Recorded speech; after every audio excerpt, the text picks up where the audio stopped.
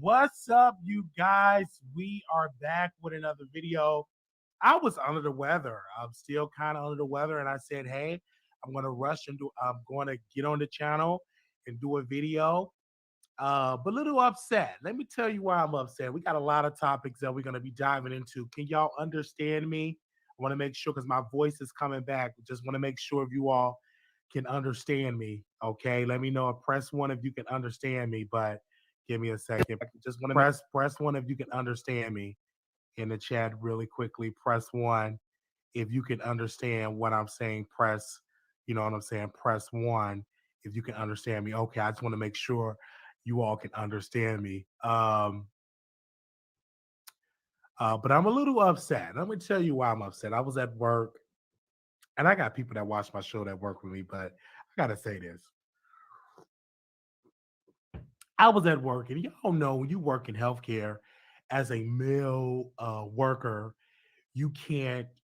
Some female residents don't want a male worker, right? I understand this. I've been in the business for over 10 years, and that's their right. If they don't want a male nurse, a male CNA, you have to switch with a female CNA. Is that right? Okay, you have to switch. So today, they want to work with me because I'm a male CNA, right? They don't want to work with a male. They want a female. That's their right. Um, so I said, let's switch. Tell me why this chick gave me the two hardest people. This chick, out of everybody that for me to work, she gave me the hardest, most difficult, most challenge, and it was they shower day. I'm like, ain't this a blip? And I'm gonna have a conversation with her because she thinks she my boss. Do this, come here, pass me some bags, get us to such and such. Like she ordered me around now. I'm not, I've been in there for a couple of months, so I'm not new anymore. You know what I'm saying? Like, so I'm gonna have to tap her on the shoulder. First of all, I'm gonna have to tap her on the shoulder and be like, "You're not my boss. You're not my boss. You be giving me directions. I don't know if it's in her culture. I don't know what it is. Do this, do this. You can't go on your break because such and such. Like she be giving me directives, and I'm like, I'm gonna have to pull her to the side and let her know who she talking to. Okay, and just I could be sitting down and a light could be on, and it don't even be my light. Go answer this, go answer that light. I'm like, wait a minute. Wait 1 minute. First and foremost, when I walk into the building, everybody pulls a stand with a male presence. Okay. That ain't happening. But telling me what I'm like, whoa, it's a lot. And so I went on my lunch break and I'm in this McDonald's and I'm getting me some food. And Stacia, they hearing it all. I'm getting me some food, and I go to the gate to get inside to get to my place of employment.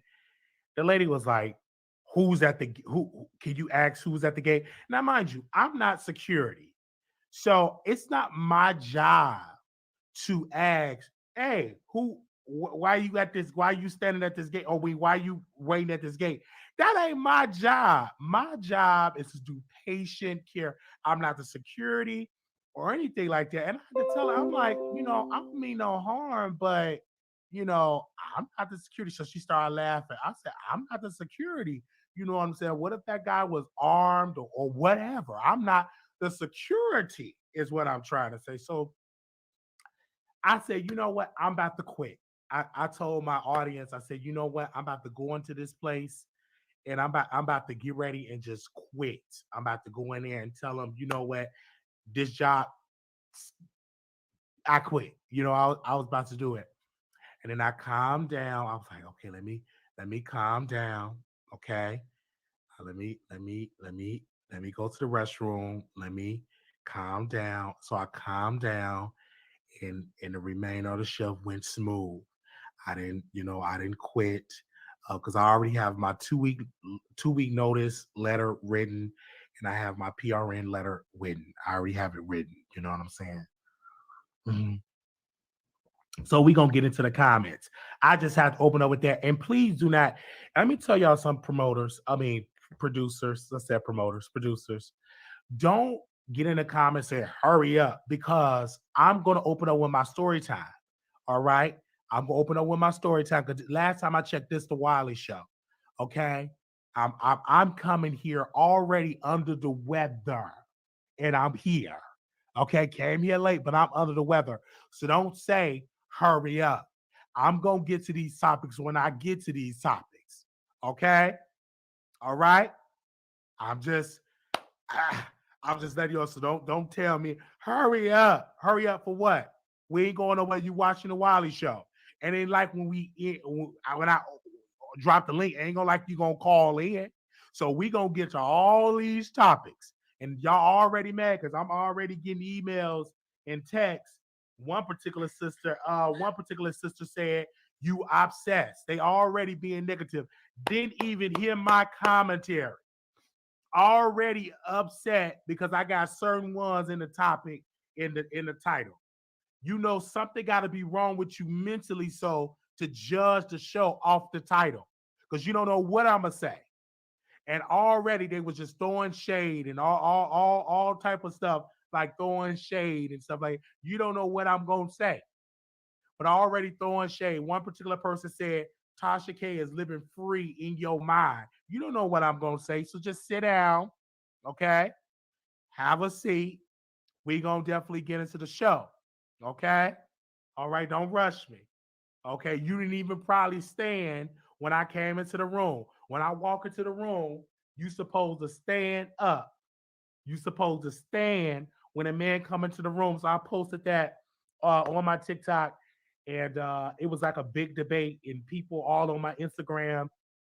I posted that, and I was sitting down, and you supposed to wait until I say you may be seated, and you supposed to say, but y'all don't stand up. That's why some of y'all are single, ain't divorced, ain't in no marriage. Gotta play with yourself with your fingers because you don't do right. You don't understand what I'm saying? See, if you do that, I'm teaching you how to be a good wife.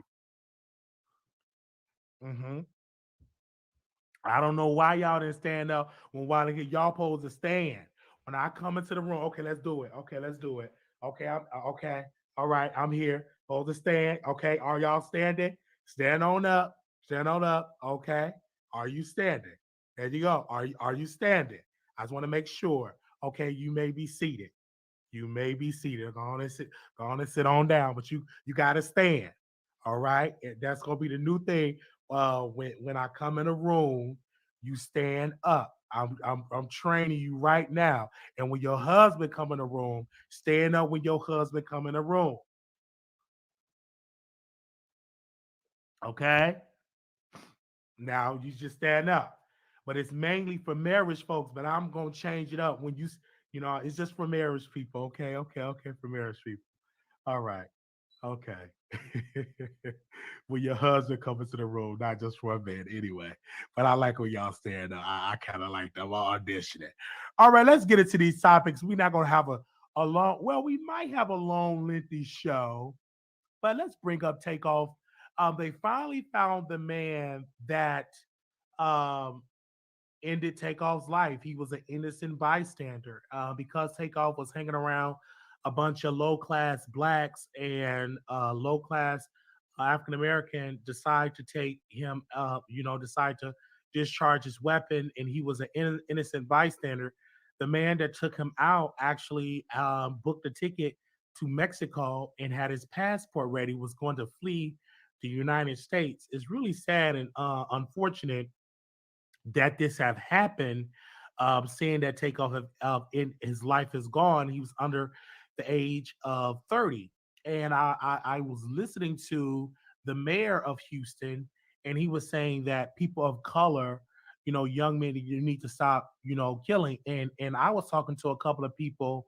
I was sending an email to Jamal Green. I said, you have to be tough on crime. You have to be tough on crime, and you need police officers. You need to be tough on crime, and you need to be tough and really work with the state to have laws. And I say, if you get caught with a weapon, if it's not your weapon, it's not registered, you need 80 years in prison. If you discharge a weapon and hit a person, 80 years in prison. If you carjack someone, 80 years in prison. You need to be tough on crime. If you steal somebody, if you rob somebody, 80 plus years in prison, hard labor. That's what you definitely need to be. And so I was telling Jamal Green this because unfortunately, Mayor Sylvester Turner, what he was saying, looked kind of raggedy on the press conference. I'm like, he could have had on a better outfit. But anyway, Jamal Green, it was a incident that happened by his office. I said you need to be tough on crime, because if I ever get elected to become mayor, governor, I'm going to pressure the state reps. Hey man, carjacking 80 years. If you have a weapon, 80 years. You get caught selling cocaine, crack, 80 plus years. You know what I'm saying? Very tough on crime, decrease in crime. If you in a gang, get caught in a gang, 80 plus years, right? And be really tough. And what's going on with a lot of Democrats, and I already told y'all about Harris County where Mayor Turner, he's weak on crime. I told y'all this. I wouldn't hardly ever go and visit Harris County. You need to be tough on crime. I was telling this to Lori Lightfoot. They didn't hit me back up, but I said, Lori Lightfoot, you need to be tough on crime. You need to support your officers and take off the leash of these officers and let these officers arrest these criminals. Because if I was running the city of Chicago, if I was running the city of Dallas, I'm going to make sure my officers be free enough to get these criminals off the street. Tough on crime. Tough, right? Tough. You have to be tough on crime. You can't be weak on crime. You cannot. And that's the problem with a lot of these Democratic cities. They're very weak and very weak on crime. Okay? You got to be tough, because people work hard for their money. They work hard for their cars. It shouldn't be when they go out, they get robbed or carjacked. That shouldn't be in the United States of America, when we have one of the toughest militaries in the world, when we have one of the strongest police forces in the world. We need to allow and support our officers to allow them to be tough on crime, to get the criminals off the street. Because what happened to Takeoff is disheartening, because now this man is gone and his family have to weep for him. We need people, our leaders, to be tough on crime. If they're not going to be tough on crime, they shouldn't be elected into office. They shouldn't be elected into office. And because if I was in charge of it 80 plus years, you was in my courthouse, you robbed somebody 80 plus years. There was another situation that happened uh, um, with a young boy. I don't know if y'all heard the story. His mom didn't buy him a headset, and he ended his mom's life. And I said, if he was in my courtroom, he'd get life. They said, you will give him life? Yes. If he was in my courtroom, he would get life in prison. Okay? Life in prison. He spent the rest of his life in prison. You took somebody's life, you spend the rest of your life in prison. That's what I would say. If he was in my courthouse. So I heard the news, and they said he had some type of mental illness and all of that. He would be in a prison for the rest of his life. He would get mental health treatment behind bars, but he would be behind bars for the rest of his life. Exactly is what I would do if he was in my courtroom. Most definitely, because you can't be going around taking people lives and then get a slap on the wrist. And this don't make any sense. And parents, look at the signs of your children. If your children need to be medicated, get them on some medication because it's weird out here, and you shouldn't. And this is me, and I want to be real, and I know I got judged for this, but I'm going to say it. If your child have a mental illness, they're a little cuckoo, they're a little. I can't even say it because of my voice. You should not have a weapon in your house. If you have a child that battles with mental illness, that need mental health treatment, you shouldn't have that type of weapon in your home. In my humble opinion, if they have rage issues and they're beating up the animals in your home and terrorizing their siblings, you shouldn't have a weapon in the house. In my humble opinion, and if you do, it should be in a protected area. But I don't think you should have it in your home because she had that weapon in her house, and that same weapon, the son took her out, and it's very unfortunate. It's very, it's very unfortunate, and that's another person that is gone. But that young boy that did it, he will get life, in my humble opinion. Okay. I don't know where the father is at. Most of these women don't care. They get it. They get a punani to all these no good men. The father somewhere.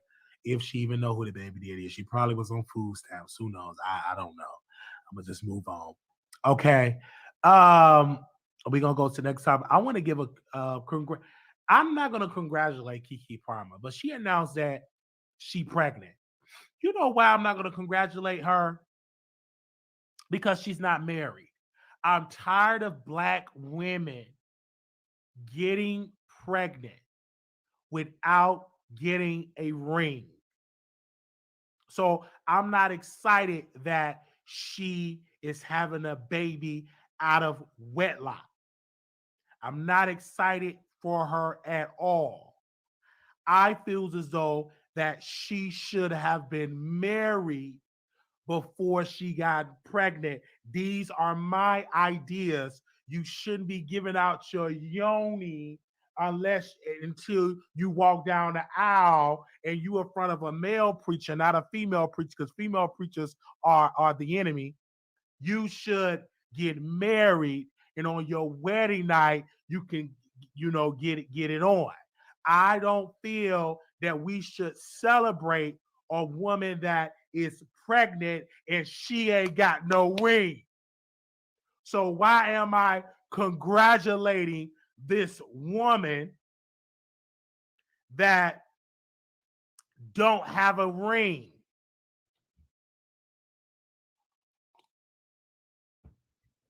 Okay?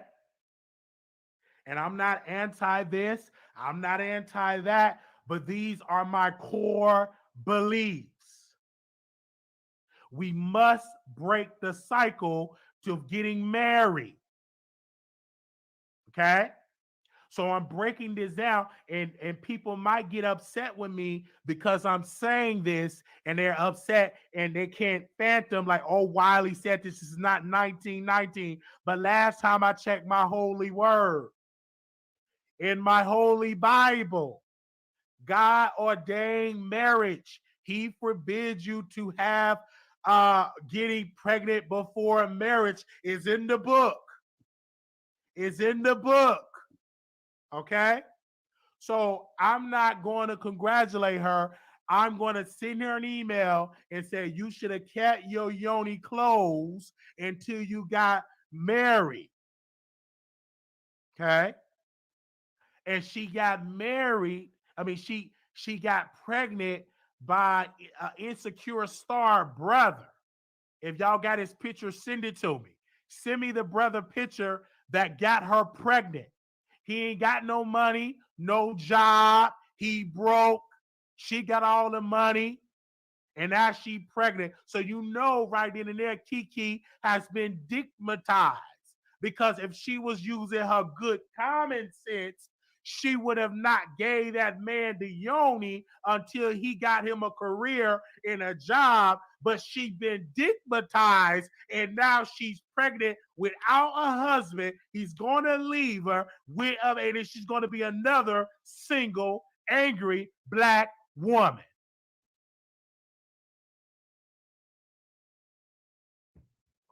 So, and I know people are going to say, Wiley, This ain't your business. Why you in her business? Because she put her business on SNL.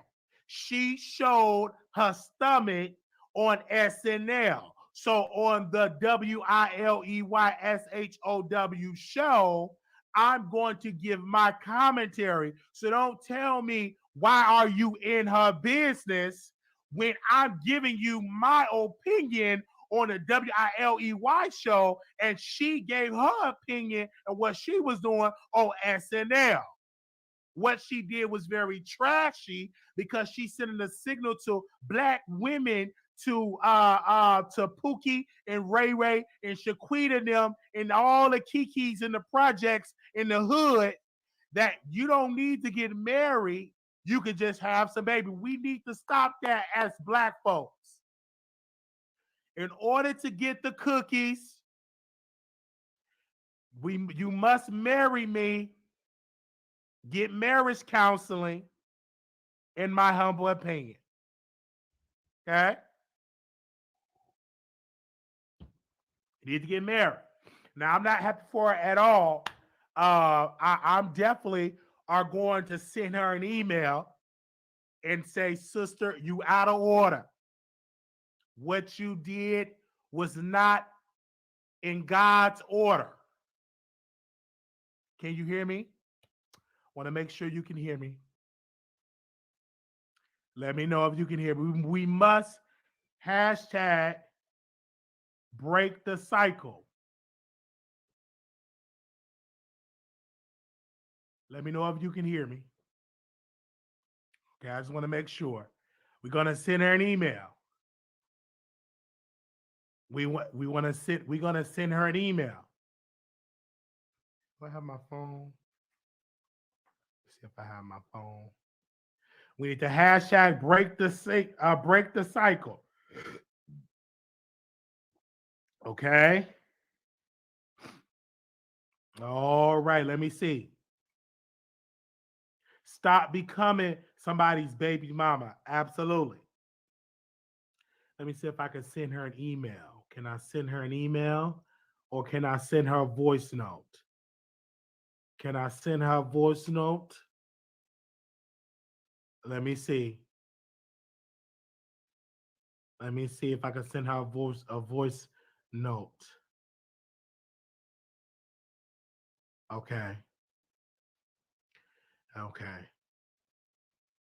Keke, I don't agree with you getting pregnant before marriage. Okay. I'm not going to congratulate you at all. I hope you have a healthy pregnancy, but I feel like, sister, you could have did this the better way. You should have gotten married. All right. And got a husband. And hopefully this man you're talking to got a job because you got a lot of money. Right. So again, I don't agree with you getting pregnant before marriage. I feel like you should have walked down the aisle and got in front of a preacher and God got it doing it that way. So if you see this message, don't get mad at me. I'm just giving you this message from the heart. And I love you. I love you in all the movies that you did. You keep up the good work with your movies. I feel like you made a trashy decision getting pregnant before you got married. All right. That's all I got to say to you, sister. Peace. Okay. I left her voice note.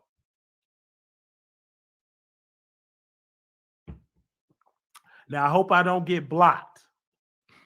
I did leave her a voice note. Okay. So hopefully she don't block me. I'm just saying it right now. She made a trashy decision. Very trashy.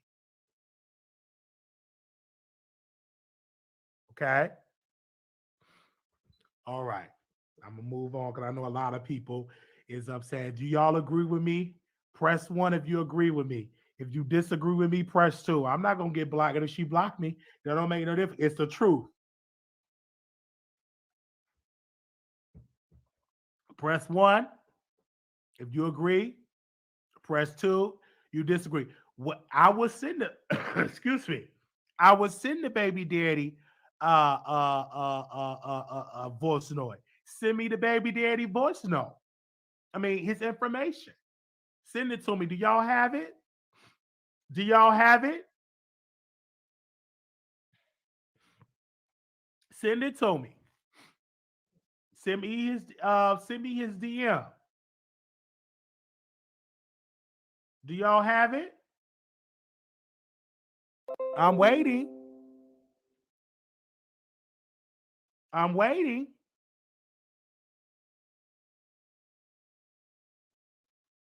Okay.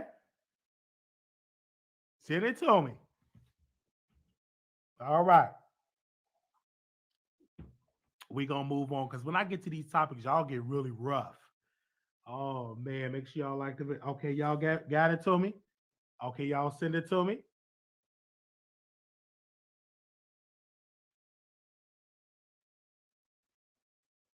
Okay, this here. Okay. Hey, brother Darius, this is brother Wiley from the Wiley Show. I feel like you should have never gotten Keke pregnant before you got on one knee and married her. I feel like this is a bad example and it's going to push the black community back 30, 40, maybe 100 years. But like you still got time to get it right. Get married, brother, because I don't want you to end up just somebody's baby daddy and your baby mama. Get married, because in my humble opinion, I can't congratulate you. You need to get married. Thank you, and I hope you have a wonderful, blessed day. Okay, I left him a voice note. I'm not scared to leave these people no voice note. Okay, all right,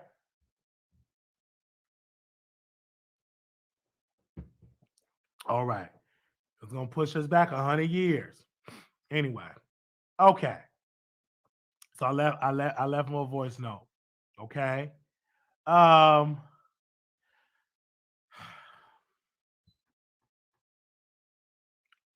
I want to say rest in peace to a legend,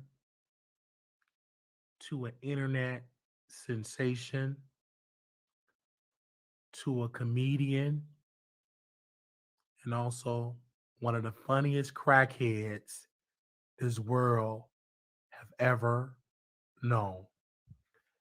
She was extremely funny. She was like one of the funniest crackheads I ever known. She was on the crack from Philly, and she was on the crack to LA. And she have passed. And she did the crack all the way to the end of her life. I'm not going to say that she was a friend of mine's. No, because she had me blocked. And I remember we interviewed Samantha James, aka Cookie Tookie, back when she was in Chicago years ago. And she proceeded to get high and embarrass our city and embarrass their promoters.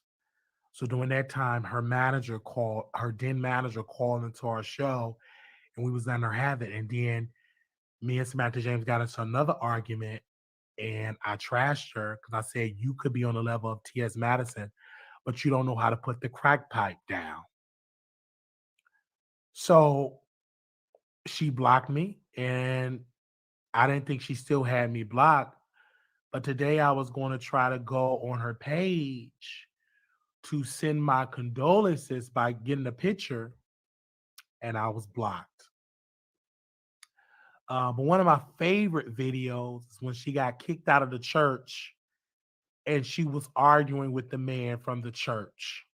That was like one of my favorite videos of Cookie Tookie. I was one of the first YouTubers to announce that she was on life support.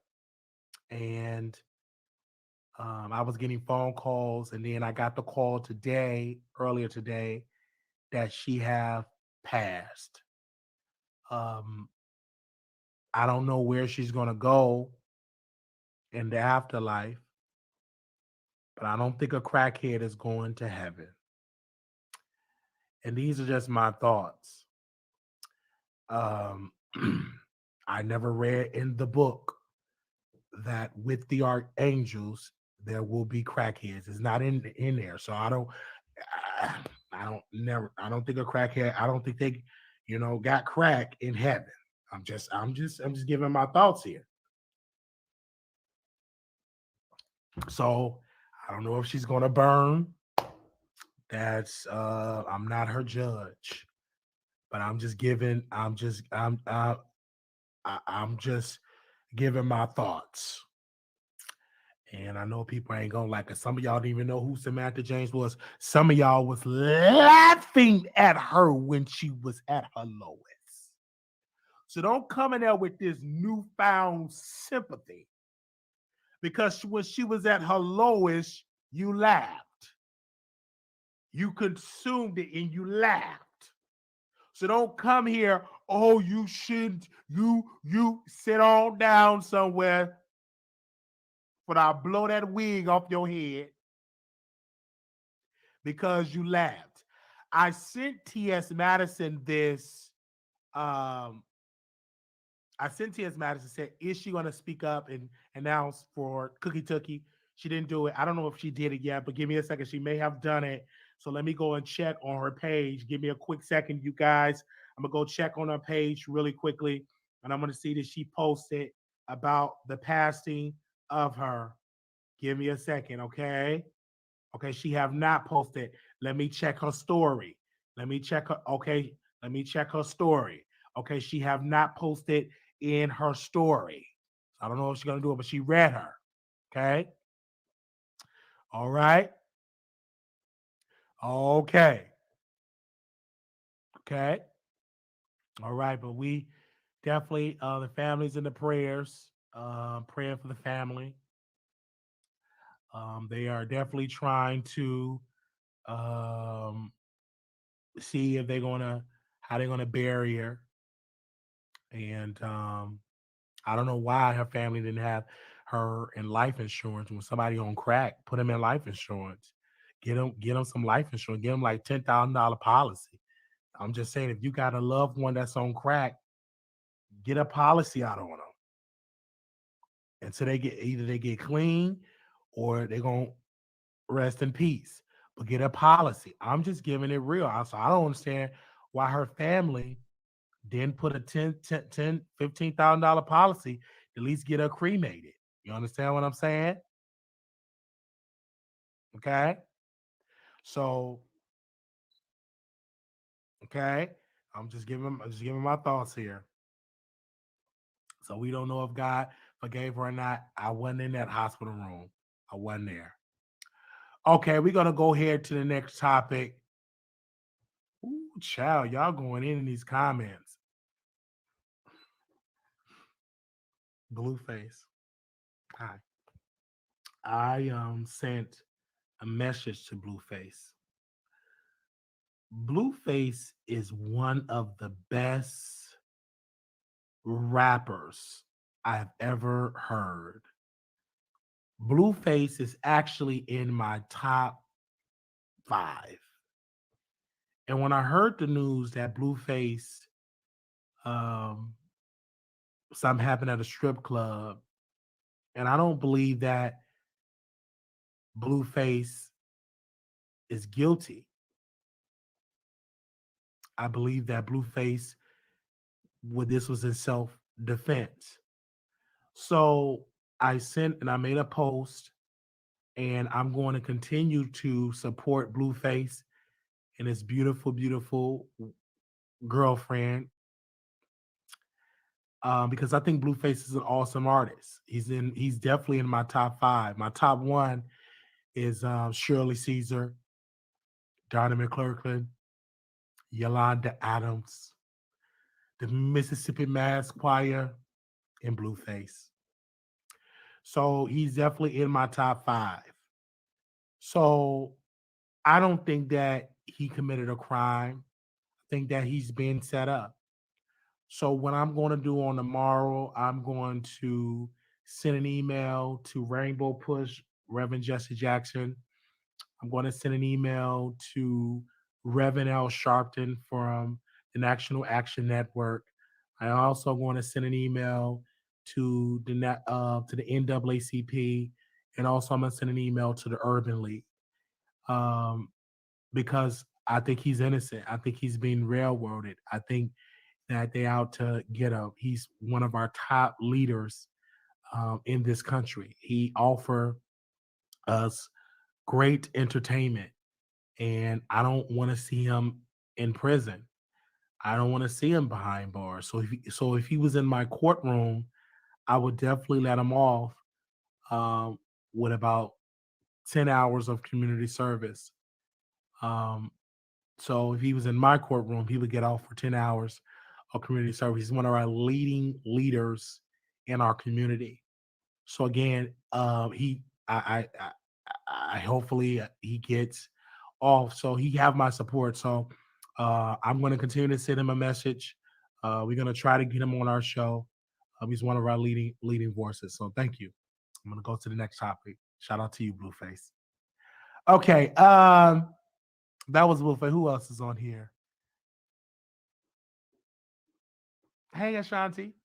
So Ashanti, I want to read this because one of my producers wanted me to talk about this. About Ashanti said, a small peen is not a deal breaker if you know what to do with it. So Ashanti, so okay, let me see if I look like Ashanti isn't afraid of the small package. During a recent Breakfast Club, the Grammy Award winning singer was asked if a small peen is a deal breaker for her when it comes to the bedroom. Ashanti's answer may come as a surprise to some, as she replied, "Here's the thing: if you know what to do with it, then it's not a deal breaker. If I'm happy, you know how to make it do what it is supposed to do." Co-host Angela Yee chimed in and joked, there are some things you want to say in a bedroom that you may not be able to do if the person have a small peen. Uh he said, I know Ashanti talks dirty in bed. While laughing, Ashanti asks, what makes you say that? Yee says, I can just tell.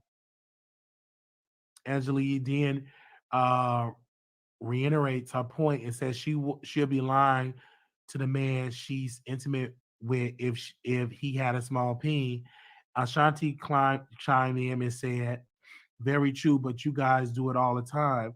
They be lying just to get it, and do you know guys do it just lie back." And I want to say this: there's, I was blessed, down there, so I just want to put that out there.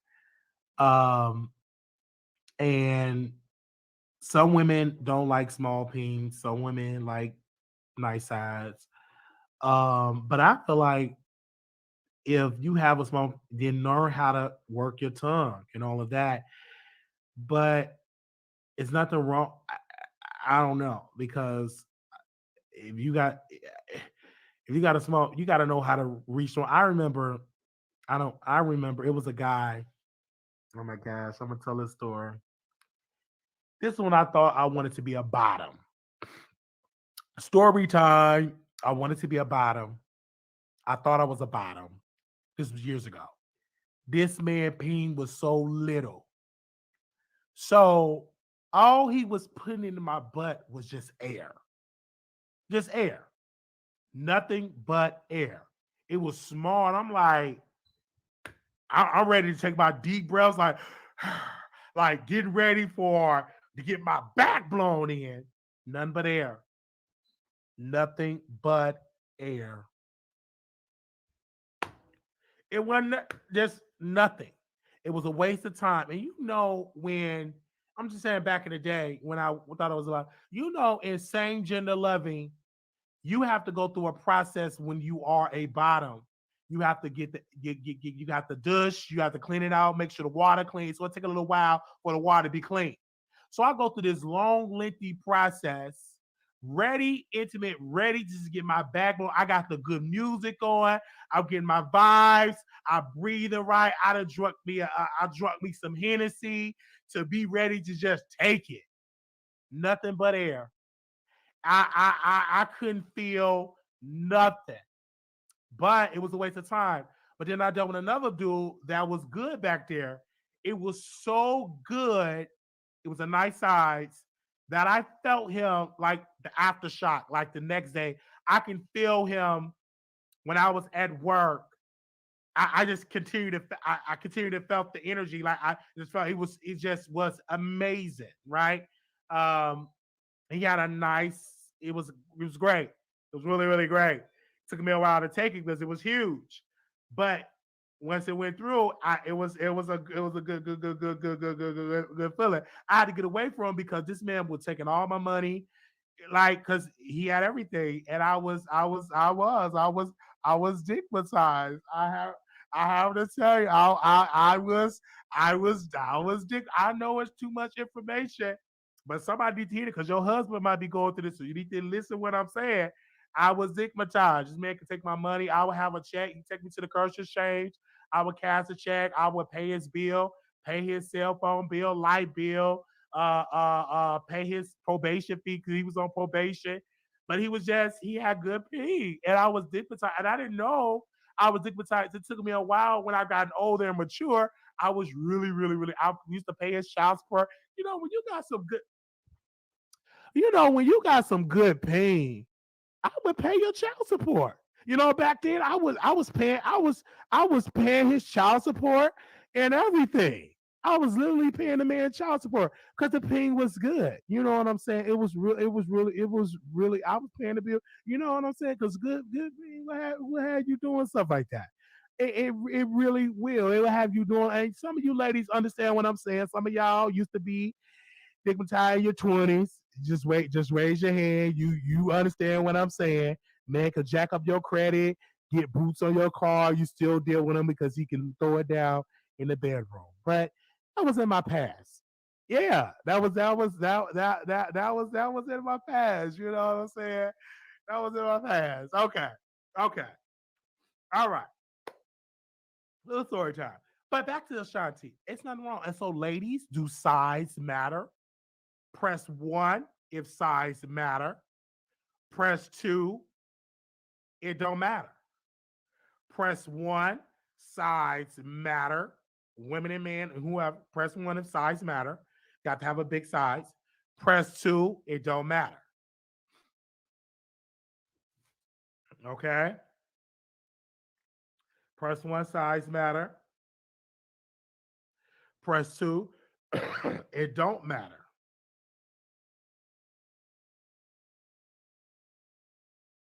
Okay? Let's see where we at. It helps though. Okay. All right. Let me hear what you had to say.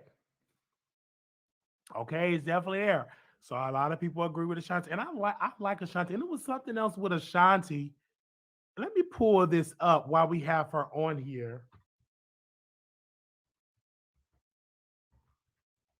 because somebody wanted some. Let me see. So while we got Ashanti up, excuse me, excuse me, you guys. Ashanti claims producer demanded shower sex in exchange for music. Okay. Ashanti has claimed a producer she once worked with held their music to ransom in exchange for shower sex. The foolish singer recounted the incident during an appearance on the Breakfast Club on Thursday, December 1st, where she alleged the unnamed producer attempted to coerce her into a shower with him by offering her the songs, which was recorded for one of her albums, free of charge. Ashanti wasn't taken aback by the producer's request, initially thought he was joking until he explained he was dead serious and threatened to charge her $40,000 apiece for the records unless she complied. I've been in a crazy situation with one producer, quote, I think I might have talked about this once. She said, we did two records together. He was like, okay, I'm not going to charge you, my homie. And then when it came to time to put it on the albums, he was like, well, let's take a shower together. And I thought he was joking. And then he was like, no, I'm dead serious. Let's take a shower together and I give you the records. If not, I need 40 racks per record.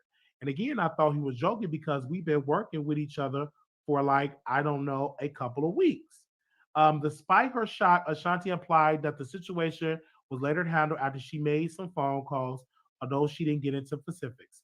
Ashanti comments come after, okay, that's something like that. Okay, I can get into that. But that is something that is weird. I feel for women, you know, that's in a male dominated society because they have to deal with a lot of sexual harassments. You know what I'm saying? Like, it's really, really sad. I was watching a documentary yesterday and they were talking about it was this if you know I forgot the name of the documentary, but it was this female soldier at Fort Hood. She was murdered by another soldier, and they said that she was sexually harassed, but the army said she wasn't sexually harassed. And so women have to go through a lot, with sexual harassment in 2022. So I'm not shocked that that have to go through. Thank you, Vanessa. I'm not shocked that that have to go through with that because thank you, Vanessa. And I was watching that documentary and I said, wow, women have to go through that still to this day in 2022. I watched the documentary and I said, wow, women still yet have to go through that. And then people don't talk about this. Men deal with sexual harassment as well. And it's go underreported because a lot of men don't want to report it because people feel like you weak. You should take the attention. It is what it is. But men go through it as well. And so it's don't do it. Like don't have advances at a person and come at a person saying, I give you the records and we get in the shower together. That's weird. That's harassment and that's weird. Like, come on, bro. You a producer. Give me the records.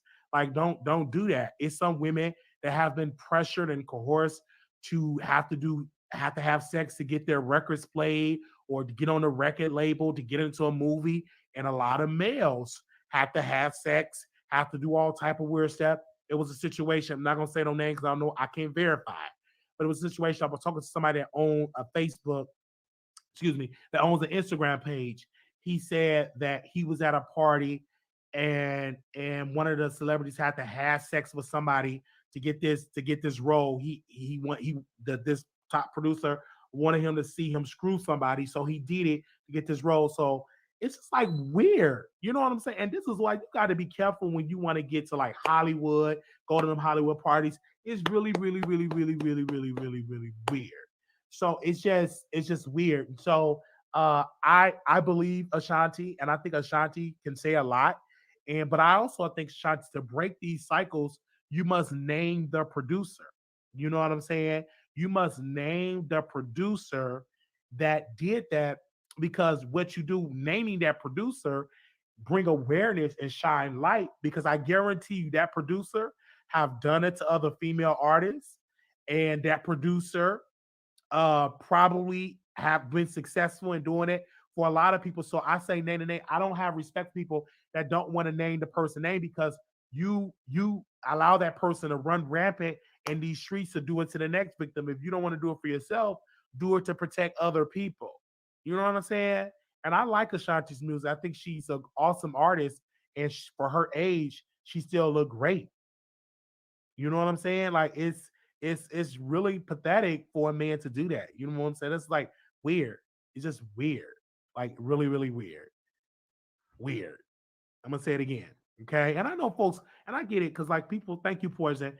People do be scared for retaliation. I understand that. But Ashanti is at a place in her career that she can say something and she can afford protection. So I think that she needs to say something. Absolutely. I believe she needs to say something. And I think she what do y'all think? Y'all can comment below and I'm gonna drop the link and let y'all come on with it. We got Amanda Seals, and let me tell you about Amanda Seals. I like her, and if I was dating Amanda Seals, like in a relationship with Amanda Seals, I would be so encouraged to do better. I think she would challenge me mentally so to go to college, get a PhD, to learn about African American history. Just some women like that. I like women that, they're educated, you know what I'm saying? That's educated. And I think that if we were married, I think she would stand if I get into the room. I believe that. I believe that. I believe it. I think she was staying. Do y'all believe that? Would you stay at Amanda Seals if we were to get married and and I come in the room? I think Amanda Seals would do that. Okay, let's talk about Amanda Seals. So Amanda Seals, guys, this website, Jackson Brand, y'all got about 50,000 ads on y'all website. Good God. All these ads. I got about 50,000 ads. Okay, Amanda Seals says she doesn't know she was supposed to fake having an orgasm. Amanda Seals is getting candid about her sex life. During a recent interview with Don't Call Me White Girl, Amanda Seals opened up about her romantic life, not knowing that she was supposed to fake having an orgasm when intimate. She explained, quote, I don't know I was supposed to be faking the orgasm. I don't know that. I didn't understand that in words was mad because I wasn't achieving that climax, she continued. Then this one in word I was dating was like, ugh, you just never finished. And I was like, but you finished. He was like, yeah, but you're not singling the accomplishment. But I literally had no idea. Like, no one taught me this. He was like, you're not singling the accomplishment. It's just making me feel like I'm not doing what I'm supposed to be doing. Amanda Seals then questioned why wasn't she having an orgasm? Reveals she did experience with an ex who knew what they were doing. Why am I having the final, right? And it wasn't until I had a dude who really, you know, how do I put this? He was broke. So I think that's in his mind, he was like, I can't give you financially, so I'm gonna give you vaginally. He was like, he saw the Vinci Code. Um, when Amanda Seales is known for being private with her love life, the actor comedian has seemingly been in a relationship with a mystery man since 2021. Per actually a longtime friend who met in college and dated in the past, doing Instagram Live last year reveals how they reconnected. According to Amanda Seales, she sent him a random text one night, and the rest was history. I haven't talked to him in 5 years, and by the morning, we are back together. Okay, I want to say this, and a lot of women fake orgasm. You know what I'm saying? Men do it too. But women fake it because a lot of men don't know the deepness of a woman's body. Oh, that was deep. A lot of men don't know how to make a woman reach that moment. A lot of men don't even have the intelligence enough to know, well, let me study the woman's body. Let me study this woman's body. They don't understand the deepness. So what they do when they get theirs, they leave you hanging. Okay. So you got to understand the woman's body. And so, you have to. You just really, really have to. And men fake it too. Like I would, man, I'm telling on myself. But I remember that I was with somebody, and they couldn't get me to this moment. So I just pretend I'm like, oh, I just pretended. Like I faked it. You know what I'm saying? And I said, you know what? This is why I can't. But to women, and that's why I tell women that I'm with, like, I want to study you. Let's have a good time. You know what I'm saying? Because one of my fears is me not doing it right in the bedroom. And I think if you're in a relationship and if you're in a relationship, communicate with your partner and say, hey, you haven't reached that moment. You haven't reached that G spot. You haven't reached it. Communicate with your mate. And I was reading, do I have it? I'm trying to look for it. I don't know why I deal with it. But I was going to show you a book. I was reading DJ Envy book, and his wife, I read it, and DJ Envy wife years ago told DJ Envy, you bad in bed.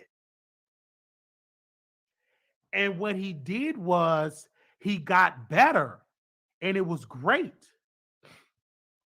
He got better in the bedroom. But DJ Envy wife, she told him that you bad in bed. You bad in bed.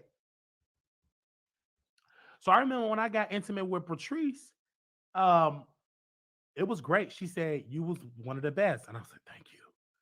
It was, it was great. It felt great. It was everything. It was great. She climaxed. It was awesome. It was really, really, really. It was really awesome. She saw I was one of her best. I don't know what she was. It was great. Um, and then Patrice thought she was pregnant and stuff like. I'm just talking about. I don't need to talk her up because I think she watched my show. Her name was Patrice Everett. Patrice Everett, and I met her from church at True Church of Holiness. She was a member, and she was kind of, I'm not gonna say slow. I'm gonna just say, okay, she was I and she was thick. And see, and I think she fell for me because during that time I was helping her with her schoolwork, and we just fell for each other. You know what I'm saying? And I remember this. We just fell for each other. She called me over, and I didn't even know. I didn't even know like what music play. I was nervous because like she was the first female that I had sex with. I was nervous. I think I played like a gospel song or something. I was just nervous. I was really, really, really nervous, and it was awesome. It was great. It was everything, but it was awesome. But I stopped dealing with her because she said she thought she was pregnant. Her name was Patrice Everett. She said she was pregnant. And when she said she was pregnant, I was done with it. I was like, oh my gosh, like I can't deal with it because I was young, you know what I'm saying? I'm 20, 21 years old, you know? I don't know anything about kids. And I got scared and I cried. I told my mom, I said, she said she pregnant, blah, blah, blah, blah, blah, anything like that. And so we'll see how that's gonna play out. And she made all her kids like my god kids and stuff like that. But I don't have any that I know of. I don't have any biological kids. Okay. But no, I don't have any biological kids. Okay. And I performed well. I was nervous. I really was nervous. I really was nervous. That I did wrong. And so, but Chicago Bay, she mad at me now, but we just never did it. You know what I'm saying? She no, she it wasn't that she was slow, is that she talked slow. Like, how you doing? Like she just talks slow. And now she's a lesbian now. Most women now, let's say this, because Patrice dealt with a lot of trashy dudes that ran through her. And I guess she just like, listen, I'm gonna just deal with females. Most women do that. They'll leave dudes alone, like, be like, let me just go ahead with a female because these men are just trash. You know what I'm saying? So she's with a woman now. I came to Chicago. I could have saw her, and maybe I'll go see her and go see my guy kids. And you know what I'm saying? Um, and bring her on. Do y'all want me to bring her? I might bring her on for members only. Let me see. I might bring her on for members only. Let me see. Is my sister still up? Let me see if she's still up. I might bring her on for members only. I don't know why I said the lady name out loud because they're gonna wind up Googling that lady. I hope they don't find. I don't think she got a so if she do, hey, let's move on. I seen it happen. She's a lesbian and you make it make sense.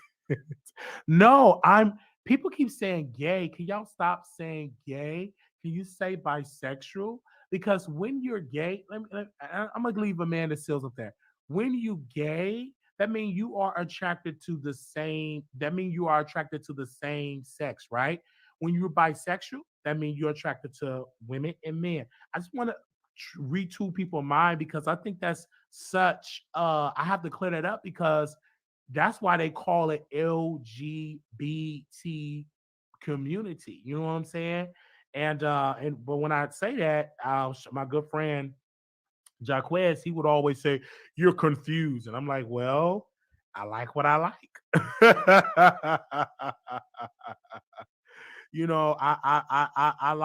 I like what I like. Then someone said, another question: Are women really sleeping with you? I'm not out here being a hoe. I'm out here. I'm back. Go back to school in about a month or so. Finishing up my. I got about 7 classes left. I work. I'm working on my show, so I don't have time to deal with females. See, women, and I got one that's mad at me now. They require a lot of time. You gotta talk to them. You gotta, especially, and then if they have kids, you gotta, you know, it's a lot. And so I just don't have the time or energy. Like I'm talking to one now, but she's mad because I couldn't give her that emotional space and stuff like that. That time and energy because they require a lot of time. Dating required time. I'm too busy talking to y'all on the show, checking the internet. I'm on my phone. I'm working. I'm working a job, and then this is a full time job. Talking to subscribers, talking, getting a tea and stuff like that. So if I ever were to get into a relationship, I would have to have somebody that understand being an online influencer, online personality. You know what I'm saying? Online personality. Someone like that will understand what I do. But I do want children, and I'm going to have it because my mom said something to me and my sister. She was like, "Y'all the only two ain't got no kids." I'm like, "Don't worry, my mama should have never told me that because I'm about to be out here. Wow, I'm about to be out. And I think once I start, I'm gonna have a big family. So you know what I'm saying. So I need to hurry up and get this degree, hurry up and get this, show, increase it and stuff like that. Because I know I'm gonna have a big family, but I already know my idea of having um children. I know I'm gonna have them into technology, choir, piano, guitar. My children are gonna be working. I already know this. I already know they're gonna be working. They're gonna be one gonna be a computer editor, computer programmer. We have one that's gonna be the singer. We'll have one that's gonna be fluent in Spanish and French and all type of stuff. They're definitely, and I'm going to get married. I'm going to get married, and I'm going to invite y'all to my wedding. You know what I'm saying? I'm definitely going to get married and stuff like that. And someone asked me a good question. He said, "What I'm in school for? I'm in school for criminal justice, and I'm going to invite y'all to my graduate. I got 7 more classes to take. I'll be graduating with my associate. Then I'm gonna go back for my bachelor's, and I'm gonna invite y'all to the graduation. I'm excited. You know what I'm saying? I'm excited, but that's how I'm gonna be with my kids. Okay, I'm gonna have a lot. I already know that. I already know I'm gonna have a lot of kids. It is what it is. You know what I'm saying? Anyway, that's I am, and it's what it is. And so my mom said, "You gonna be like Joe Jackson?" I said, "I'm gonna be better than Joe Jackson. My kids they ain't gonna be weird. They're gonna be successful, not weird. They ain't gonna change their nose and change their skin tone, anything like that." Okay, I would stand up at your Deborah said I would stand up at your graduation. Thank you. Okay, all right, all right. Let's go to the next one. That was Amanda said. Amanda said, "Why you looking at me like that?" We gonna have to talk, Amanda. Do I have her? Can somebody send me Amanda Seals information? Oh, I'm glad I turned this phone. Can y'all send me Amanda Seals information? Because I want to get Amanda Seals on the show. Okay? Okay? I want to get Amanda Seals on the show. Says singing to the rats. Okay. Okay. Let me see. Okay, I talked about that. Okay. Oh, wow, we had our last. Oh, we got Amanda Seals. Okay.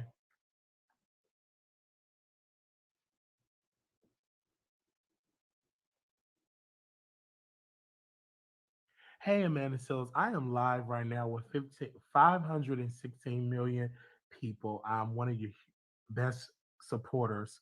I would love to have a one-on-one conversation with you. One-on-one conversation with you. I go live every day, and I talk to millions of people, not only in the United States. I talk to millions of people around the world. So whenever you're free, I would love to have a conversation with you. Thank you, and I wish you nothing but peace, harmony, and blessings. Bye bye. Okay, I left our voice note. Okay, and she may respond. Okay, y'all send her a voice note. Okay, I'm send her a message. Let me send her a message right now. Who all love the Wiley Show? Send her a message. Okay. Okay, y'all send her a message. Give me a second. Let me drop her IG in the comments. Can y'all send her a message? I got my hand up. So when my hand go up, that means I need your phone tickling to send her a message on my behalf. Let me drop her Instagram in there. I need about 100,000 producers right now to bombard her DMs. I'm gonna send. I got my hand up, so you should be definitely sending her a message. Okay, okay. I'm just saying, can y'all definitely? I love the voice No energy. Thank you. Thank you. Can y'all send it to her? Deborah, can you send it to her? Thank you, Jazzy. Jazzy Tiffany. Can you send it to her, Jazzy Tiffany? Zayda, send it to her. Sister Smith, send it to her. Woo Child, send it to her. Bombard her DM. When she look at that DM, bombard it. Spring Peace is 515 million people. Bombard it. Naya, is it Naya? Bombard it. Michelle K, send it to her. Proud of Me, send it to her. DG, send it to her. Thank you, Deborah. Said, I just sent it to her for real. Yes. Woo Child, you sent yours. Welcome. Thank you. While you're about to get, they're not going to get blocked. Renee Special, send it to her. Miss Social, I love you, Miss Social. Send it to her. Miss J, Latavia J, send it to her. Life Ebony B, send it to her. Nana Campbell, send it to her. Jazzy Cleaner, send it to her. All right, that's about it. Okay, y'all send it to her and tag me in it. Thank y'all so very much. Y'all are sending it to her. Thank y'all so very much for the support of the producers.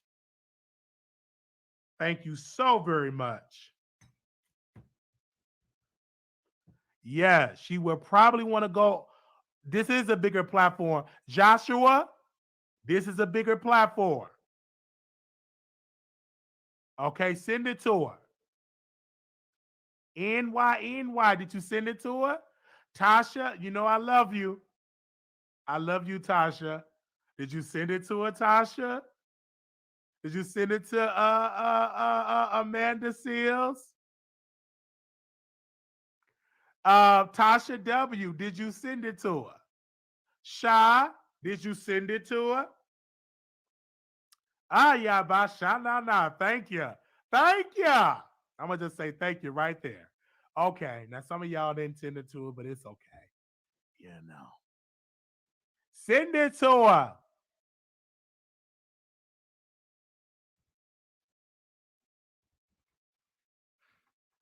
Share this live. I want to say today I had the pleasure, I had a quick little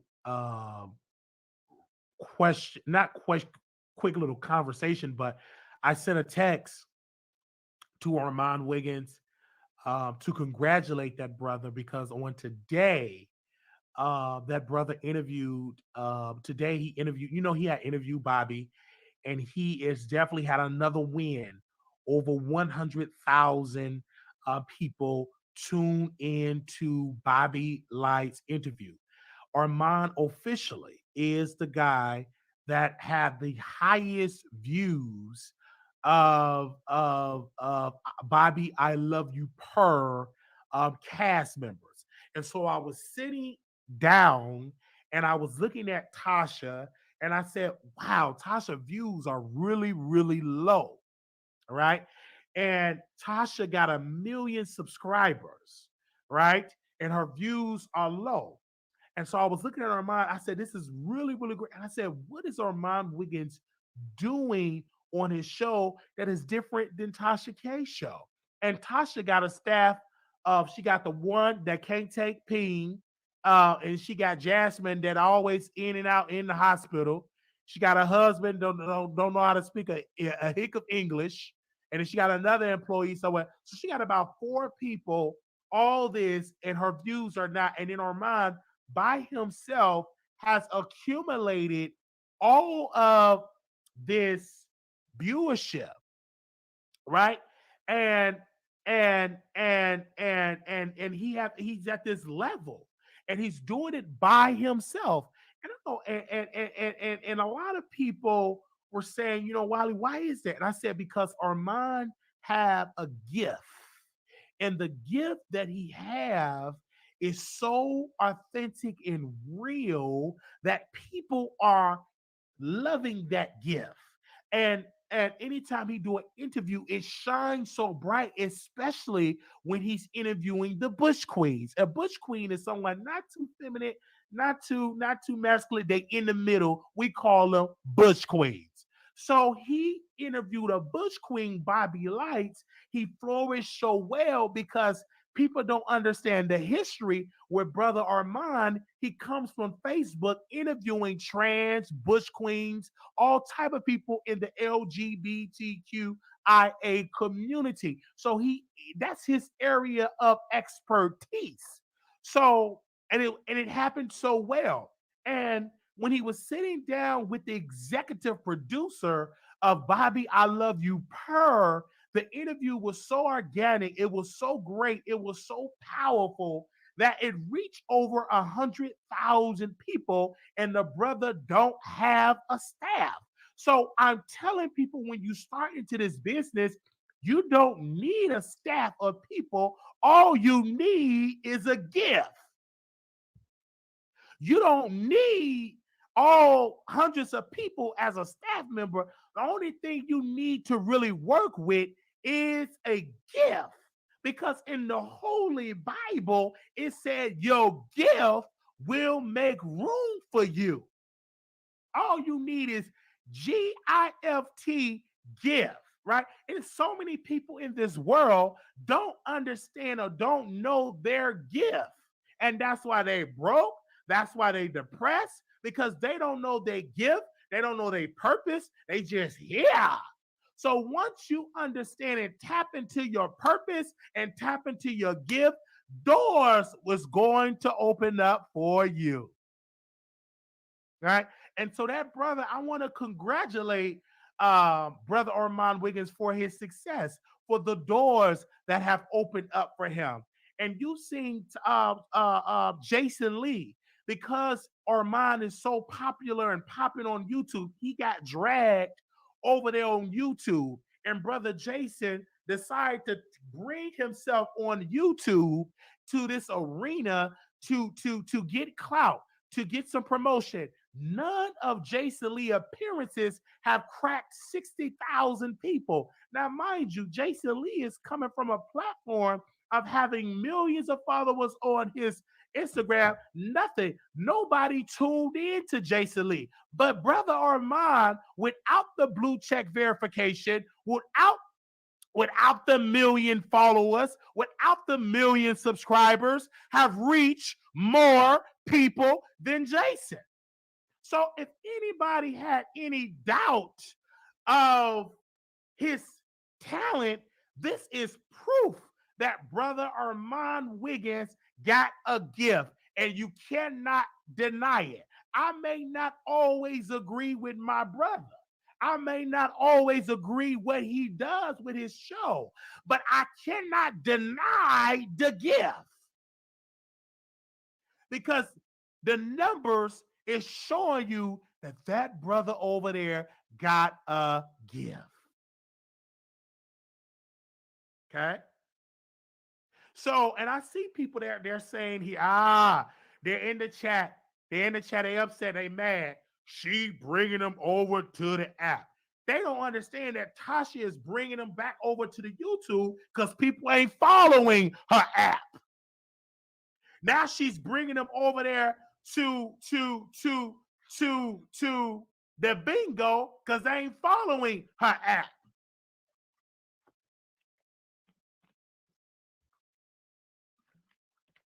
Oh, and I don't understand that. Yeah. That she got them on the app. Then she do YouTube content. Give me a second here. I wish I had a reader that know how to read. That a reader. I'm gonna have to pay a reader. Like if I need some read, they'll read it on the air. Anyway. So if you looking forward to reading on the Wiley Show, send me an email. Excuse me. So she did a show, got 75,000. Armon beat that. She got 1 million followers. She did another show. Armon beat that. She got another show, 35,000. Armon beat that. And so I'm just saying it all on there, and we appreciate that. And I said it that she's beating him in the ratings. I put that out there. And you got a couple of people that getting upset with me and mad because of my title. Well, you get upset and you be angry. It's my title. Okay? And so if we got anybody in the chat that's upset at me, hit the link. Don't get mad at me because I said Armon Wiggins beat Tasha K in the ratings and you mad and upset. This is the Wiley Show. I drop the link. I give you the opportunity to come and speak to me. Excuse me. All right? And then they say, Wiley, what did you beat? I'm doing the show. Mm-hmm. I'm doing my show like I always do and creating content. And you get mad and upset. Oh, Wiley, what did you beat? Still doing my show. And then they would say, he was on the app. I wasn't on the app for free. Stop going with that lie.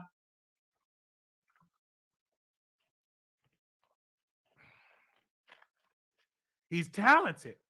He's a talented brother. You can't deny. He can dress, teeth pearly white. He's slim, without a staff. Jason got, and Tasha, they got a team of people with degrees. And he's just whooping them in ratings. Whooping them in ratings.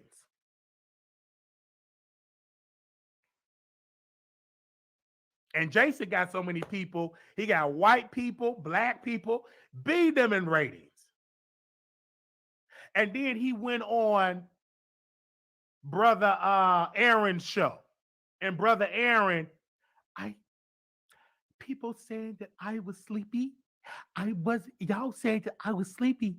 95% of the time, when people reach out for me for interviews, they reach out for me. I don't reach out to them for interview. Y'all think I was sleepy? I was asking Jason some very, very tough questions. I wasn't sleepy. No, it was that you were used, brother. You were used. And it didn't work. Though you are attractive, but it just did not work.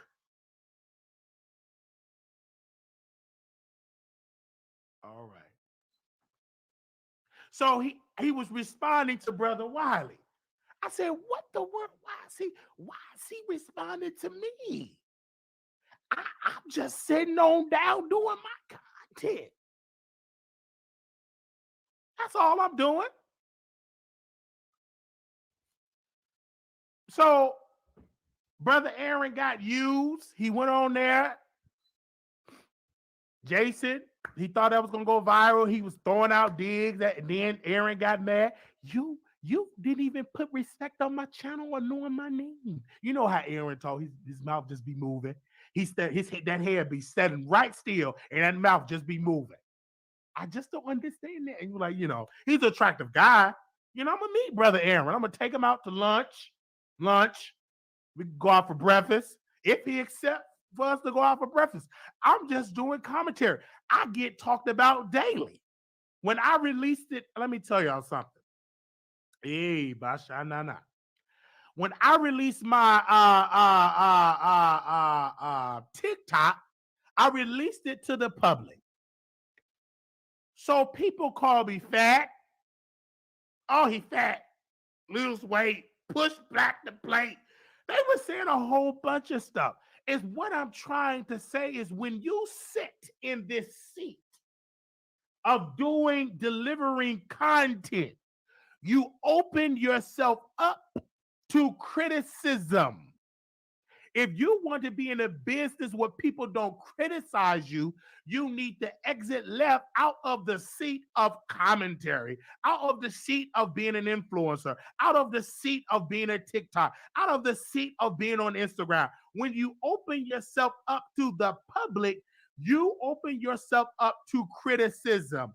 everybody ain't gonna like who you are. You think you can be the best thing smoking. Somebody in them comments is gonna say some real agony about you. So you cannot allow that to get under your skin. Anytime I post, I get the most nastiest, raunchiest comments. It doesn't bother me because I'm in the position of delivering content. I'm not going to be for everybody. Everybody's not going to like what I do. They're not going to like how I dress. They're not going to like the eye wandering. They ain't going to like that. But again, I'm still going to deliver content. You have to be equipped and you have to understand. You have to have that thick skin in order to be successful in this business. Okay. So let me drop the link again. You all can hit the link. Y'all got a whole lot of stuff to say. This is y'all time. All right. Again, I want to say congratulations to Brother Armon Wiggins for all of his success. Y'all can tell him I said it, but you don't have to tell him because that brother's in the bush just watching. Okay. Okay. All right. All about the trees. You live on the air. Hey, Wiley, I think you're absolutely right. Armand has the talent, he has the charisma, the likability, relatability, and I think there was a time when Tasha K and you had that situationship. To me, you're more authentic with you being independent. You're more authentic and entertaining and enjoyable when you don't have any attachment to these other people who are trying to influence you or sway you or to have you on their team. You have your own team. And I think that you're much more um, enjoyable when you're just being you and not trying to please or pacify other people who's trying to, like how Jason Lee did with Aaron. He only wanted visibility. He's going to the smaller content creators to kind of garner some type of support or for people to hear his voice or to try to sway the smaller content creators so he won't seem like a bully as Armand was trying to illustrate him. But it fell flat. I don't think that it really worked out the way that he planned it to. And it just goes to show that he really does care about what smaller content creators think about him, like you too. He threw shade at you, but really, um, to me, he was bothered. You bothered him. So your voice is loud and you're very influential. And Tasha K, her views have been going down since the Cardi B scandal. And I think since she had lost and since she had showed no remorse or no type of accountability, she lost credibility. So now people don't want to hear her stories because a lot of people think that she's scripted, she's disingenuous and phony. And it's not surprising because Armand is way more talented than Tasha K. Armand has talent and charisma. Tasha K is nothing but a gimmick. Not saying that she does not have something. She has something, but it's just not it. Thank you, Wiley. I enjoyed the show. Thank you so very much, All About the Trees, for coming on. Thank you, thank you, thank you, thank you, thank you.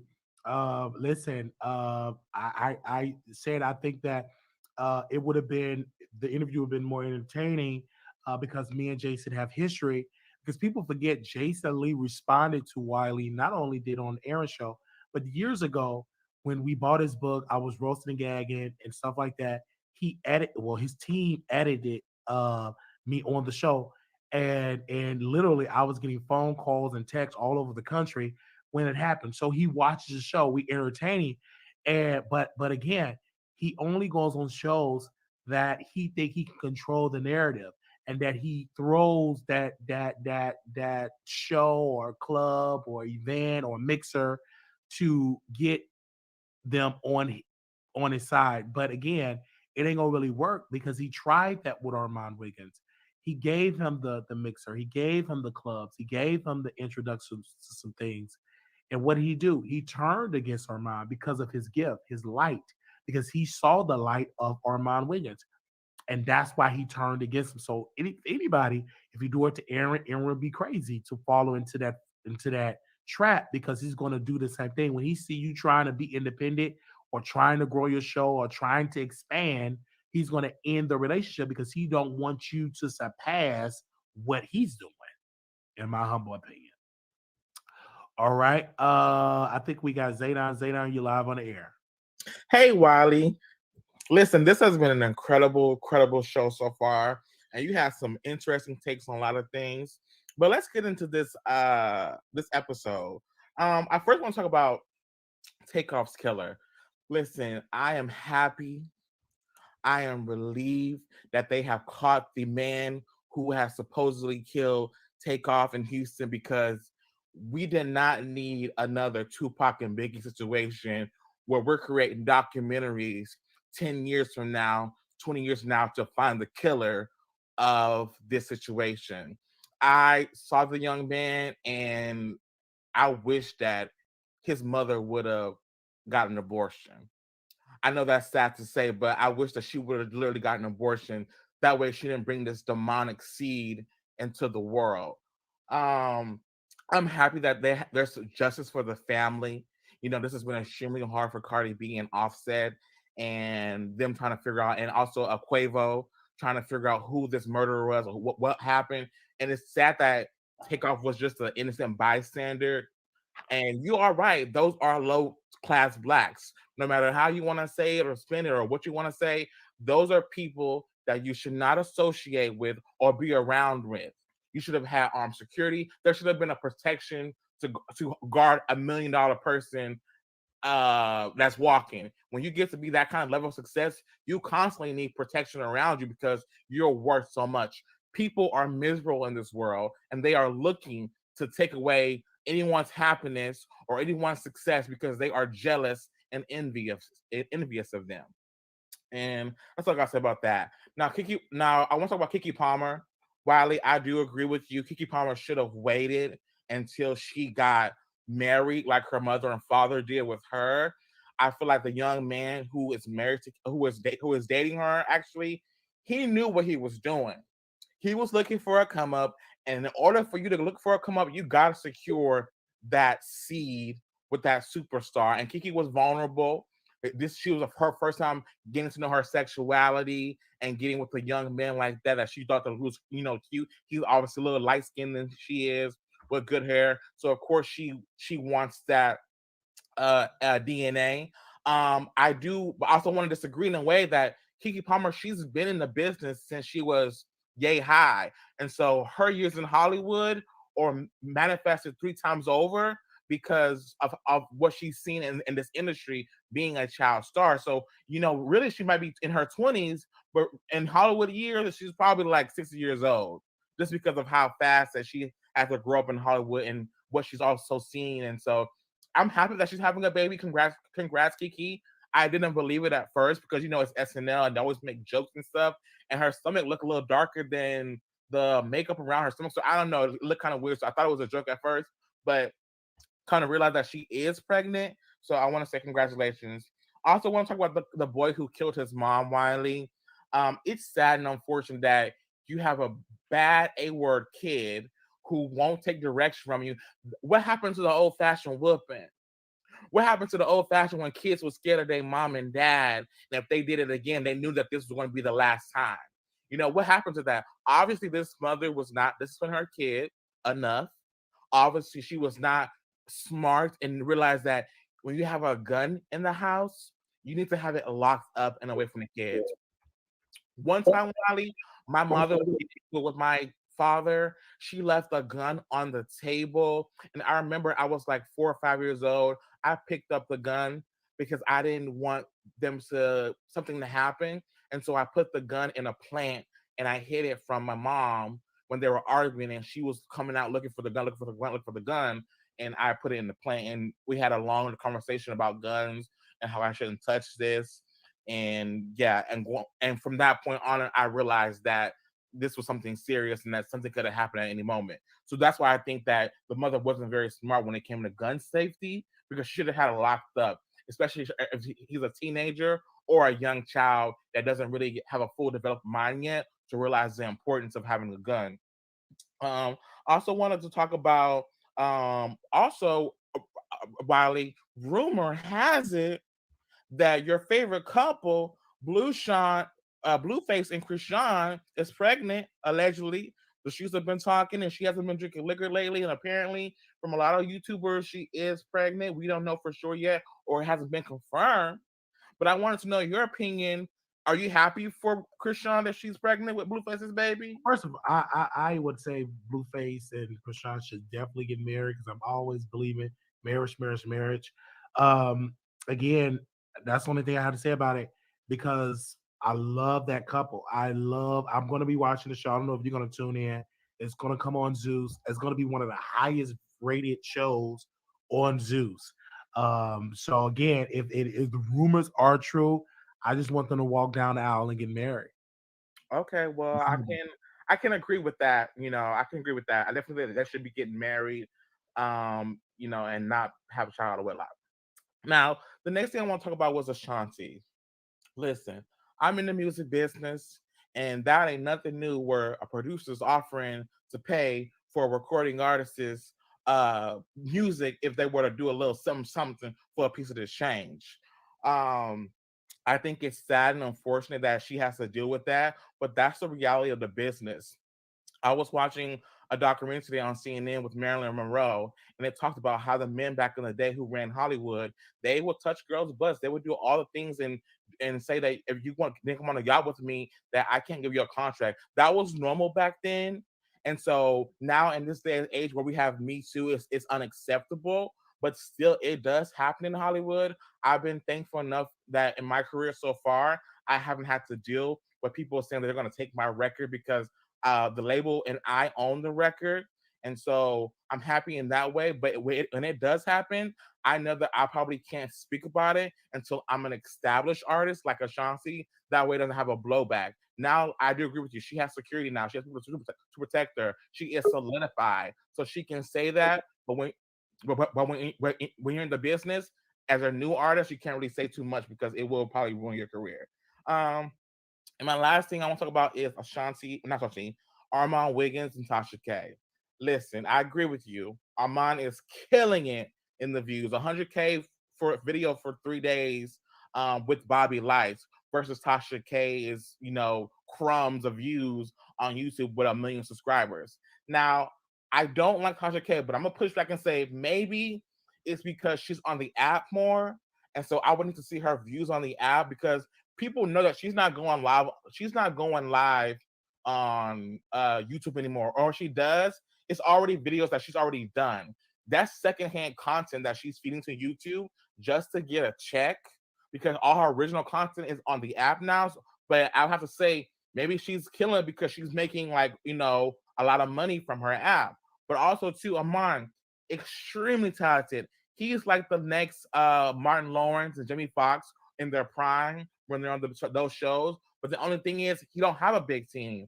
Once he gets a big team behind him and a big push, he is going to be truly unstoppable because he does produce great, great content that people do watch and stay engaged in. And also, too, that Armand's invested in whatever's happening now, whatever's trending now, so that people are invested. I had to go back and watch Wiley the part 2 of the Bobby Lights. Did you see it already? The part 2 that he put out. I watched a little bit, yes. I don't Okay, know. we're gonna go back and watch the whole thing with Dingaling and Okay. with Dingaling and stuff because he elaborated a little bit more about the whole situation because apparently Dingaling, he's sick. He has some kind of cancer or some kind of something, I don't know. But yes, but that's what I gotta say, Wally. Thank you so much for having your show. Bye. Okay, we got people that hit the link. Thank you, Zayna. All right, let's go. Don't hang up, people, because we're gonna get to y'all. All right, because I ain't got nowhere to go. I'm off. Well, I'm off now. Hello, welcome. Hey Wiley, can you hear me? I can hear you loud and clear. Yes. Okay, so yeah, I want to say a couple things. So about the lady that passed away, Wiley, honestly, if her and T.S. Madison weren't cool, like that's her op. I don't expect her to speak on her op. Like that's weird. And then that eulogy you gave, that was really funny. You were wrong for that. And okay, we talked about takeoff. Oh yeah, that guy not having a passport ready, like Like what? How you and he's like 30 something. How you like 30 something and you do not have a passport, like just ready to go. Now you committed a crime. Now you gotta wait. You gotta expedite it. Like you can't even leave the country because you don't have it. Like I thought that was weird. I don't know, maybe because I've always had a passport my entire life. And then we talked about Amanda Seals. Um, Honestly, I feel like size doesn't matter. Um, I feel like the wallet matters the most. And then Keke Palmer. I am so disappointed in Keke. Like honestly, Wiley, I'm so with you. Like, we know she's capable of taking care of a child. Like, that's all fine and dandy. But it's just like her image. She just always had like this nice image. She was like the it girl. Like, she's just somebody like our young black women can like look up to and stuff like that. And when the rumors first came out that she was pregnant, I was really hurt. I was on her Instagram. I was zooming in on pictures, like trying to figure it out. Like, Violet, I was zooming into her pictures so bad. Like, oh my God. And then she did the Halloween photo shoot stuff. And like that picture with her as a superhero, I thought maybe she wasn't pregnant anymore. But I was like, well, this could be Photoshopped. But when those came out, I kind of like let it go. So I was letting go of the idea. And for her to like do this, I'm like, wow. And then the guy, oh my God, Wiley, he's light skinned. I can already see it now. He's gonna take her for everything she has and take the kid and try to get child support out of her. Like I can see it.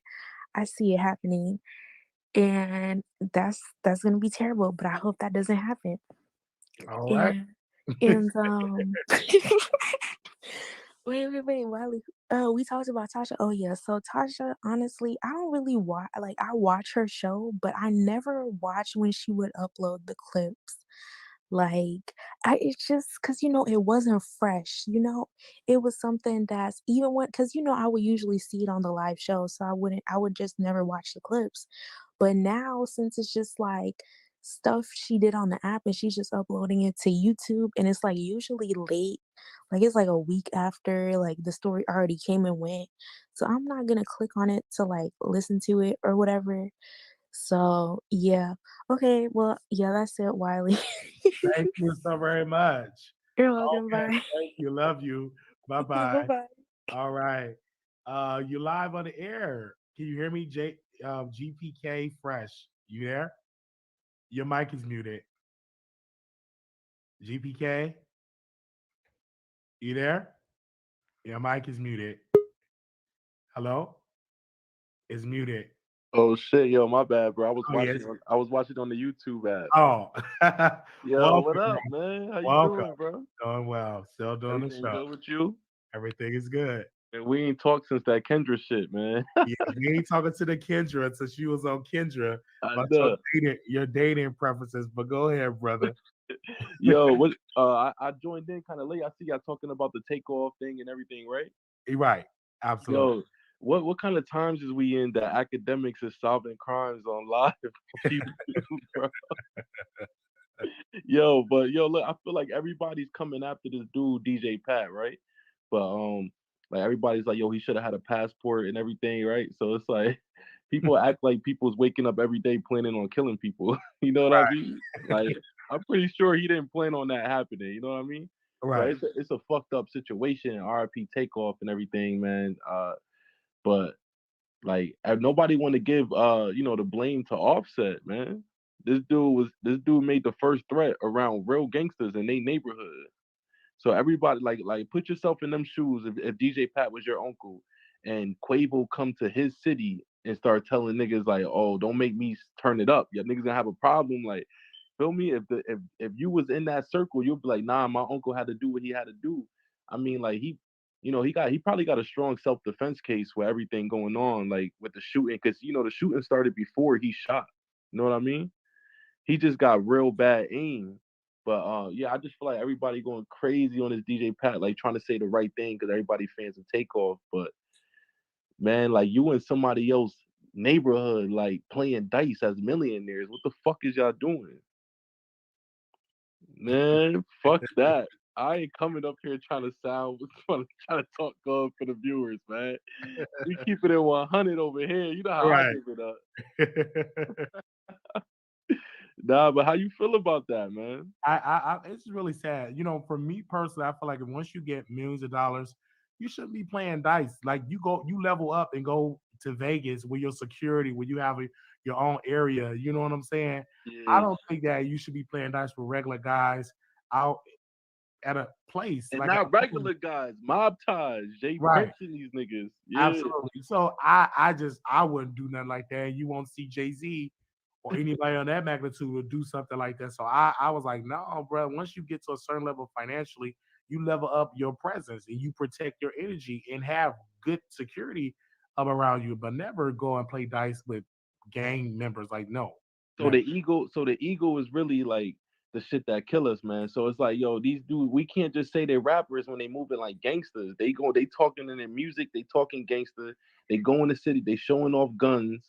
Like they go into other people's cities making threats. Like at the end of the day, you want to go play dice with gangsters and make threats with gangsters, then it's consequences that you're gonna have to deal with like a gangster. Facts. And I think Absolutely. that's the problem that the fans forget is that we all not living that life, but your favorite rappers are living that life. I agree with you on So that. you can't even begin to put your feet in their shoes. You know what I mean? Facts. I agree. So all I could say is, I really don't, I don't like the way this shit happening. Like with that shit was crazy seeing Takeoff, man. It's like you would never guess that was coming, but I just think it was a fucked up situation where both parties have to take responsibility for their actions. I heard that.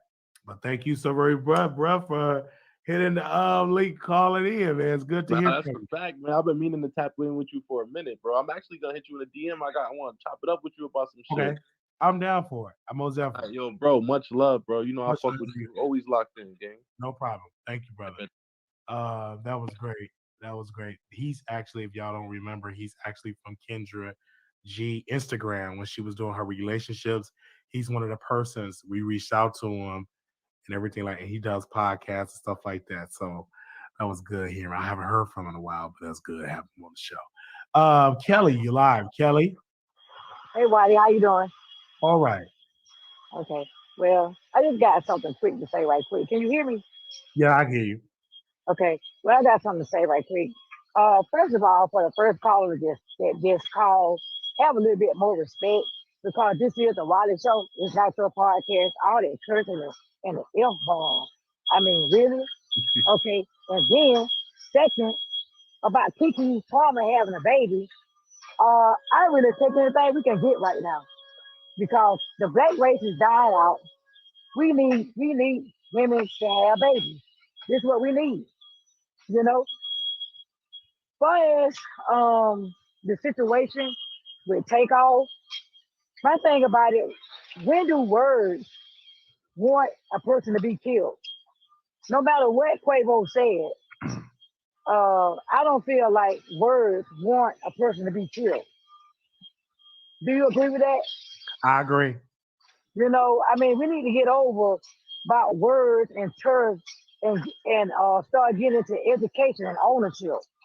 Own something before you start killing people. You know about words. You know, and last but least, Tookie Cookie. I was introduced to her through T.S. Madison. You know, and when you said that about the life insurance, uh, the thing about addicts, you can't get life insurance on them unless they approve. We go through this with my brother. He don't want to sign. Every time we try to put life insurance on him, he don't want to sign the papers. So you can't get it on them. You know, the only thing you can do is have a bank account and be ready to bury them when they drop. That's the only thing you can do because they so bullheaded, they won't allow you to get it on them. You know what I'm saying? I agree. You're Yeah. right about that. Yeah. So, but anyway, Wallace, I did want to apologize about the last time that I did call on your show. Uh-huh. Uh, I didn't want to be rude, but it was comical. I love your show. yes. Yes. Oh yeah, and about Armon and Tasha K. Only thing the Bobby Light and the Armon Wiggins interview, it was okay. But Armon have a tendency of getting trashy at the end of the interview. Like on his show, he'll be doing okay until he jump up and start doing all that twerking and all that old extra stuff. You know what I'm saying? Because if you go on if he getting ready to be with the elite and mainstream media, you got to cut all that out. You don't see Jimmy Fallon up there twerking and acting like a fool. You know what I'm saying? Him and Bobby Light taking shots and Bobby Light looking like his lips about to be hit by his lips. You know, like he done did one blowjob too many. What's wrong with Bobby Light lips? What's wrong with them? They like inflated. What you think? Well, I think he got lip fillers, and I believe whatever God lips he got birthed you with, them the lips that should stay. In my That's humble right. opinion. You're right. Why listen to his lips? But my thing is this: when Armand be twerking, that's his show. Right. And people give money, and if I knew how to twerk like that, if I knew how to jiggle it like that, I yeah, my shot nah. Why I he be still? twerking because they He give the still. money. And he's a dancer, and Armand used to dance. He was a backup dancer for MC MC Hammer. Yes, Yeah. MC We Hammer. know. Yeah, Yeah. he's a dancer, so he know how to dance. I love the twerking because what it does, it makes the people come out the bush and throw and throw the cash. Yeah, that may be so. But number one, he ain't got enough back there to throw, and number two, I don't like it. But I Okay. do like his show sometimes. But I don't know. Armand is a hit or miss for me. I rather watch you. You know what I'm saying? And I like the situation. I like him.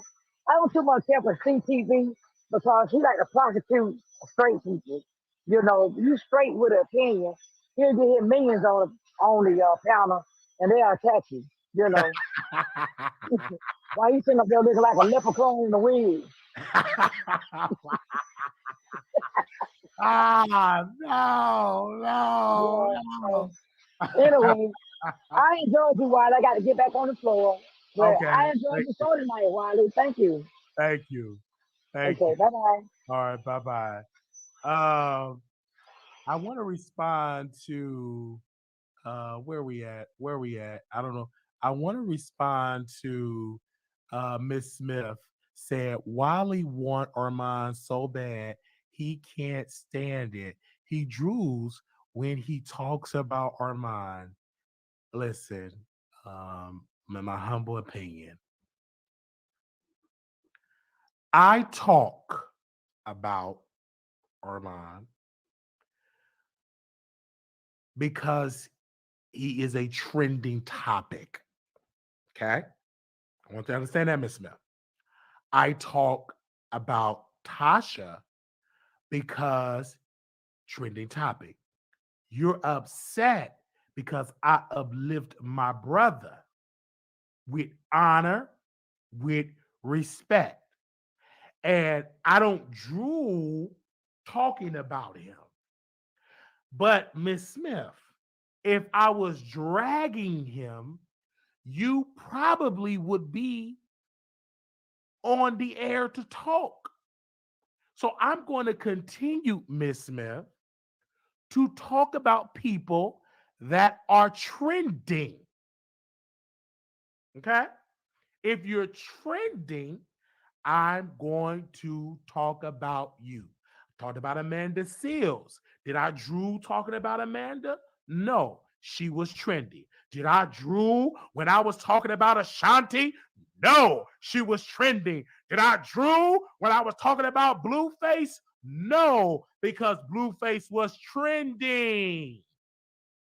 So I'm going to continue to talk about people that are trending. Spring Peace. I'm obsessed with people that are trending. I'm in the business of talking about people that are trending. I'm obsessed with people with talent, and I will be obsessed and I will go live as long as I have breath in my body to talk about people that is trending. Okay? I'm just saying it what it is. So I'm obsessed with trending topics. Thank you, Spring Peace.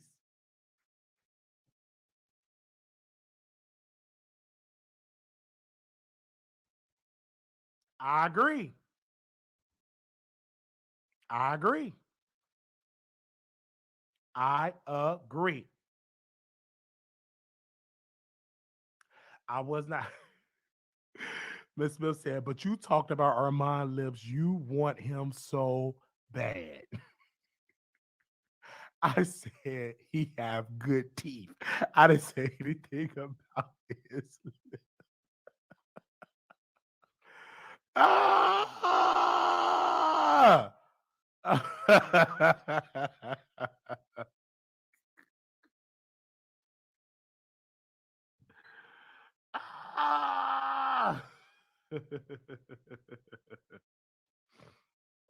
No, I don't. I don't want Armon Wiggins. Okay, that's a brother of mine, and I will continue to talk about people that are trending.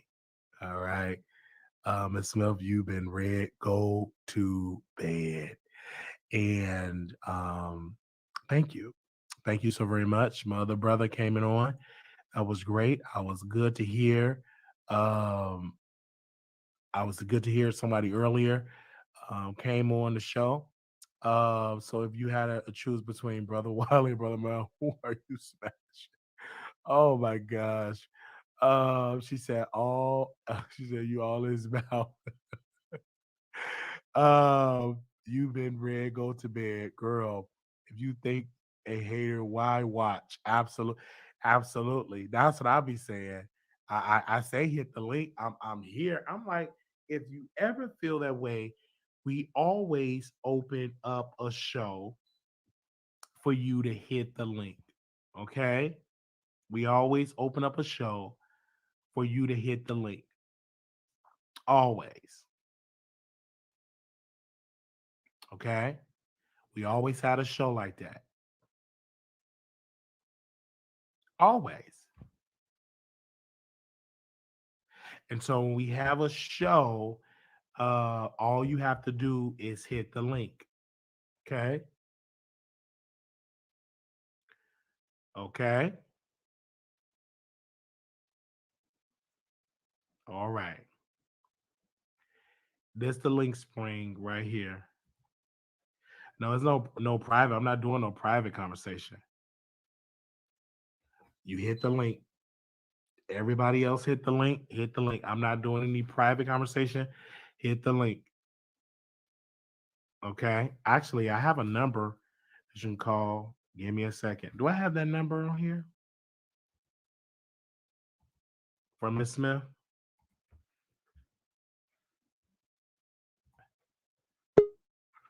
There we go. We okay. Child, please. Oh, come on. Oh, she hung up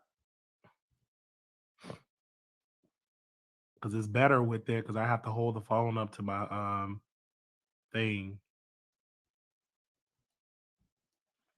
to the thing because I didn't use my laptop. Laptop was right behind my gaming computer. And when I hook it up, then that's when I would do it. Give me a second.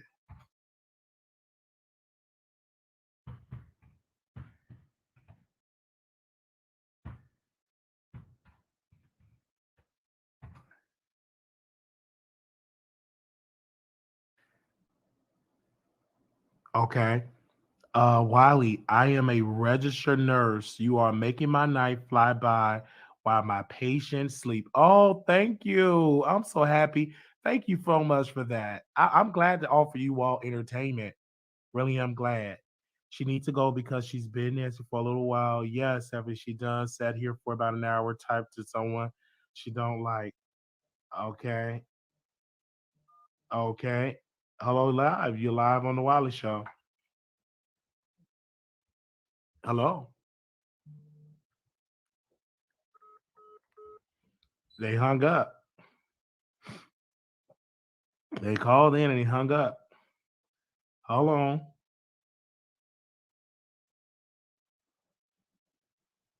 Let me call it back. We got the link on the number.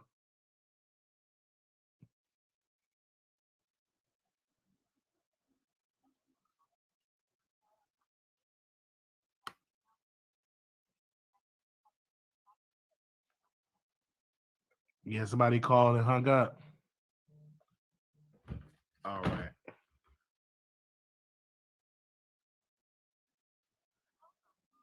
All right, you live on the Wiley Show. Can you hear me? They've been in the chat asking me to call in. What's up, Wiley? Welcome. This is Avante. Welcome. I guess it was Prada. Welcome. Can you hear me?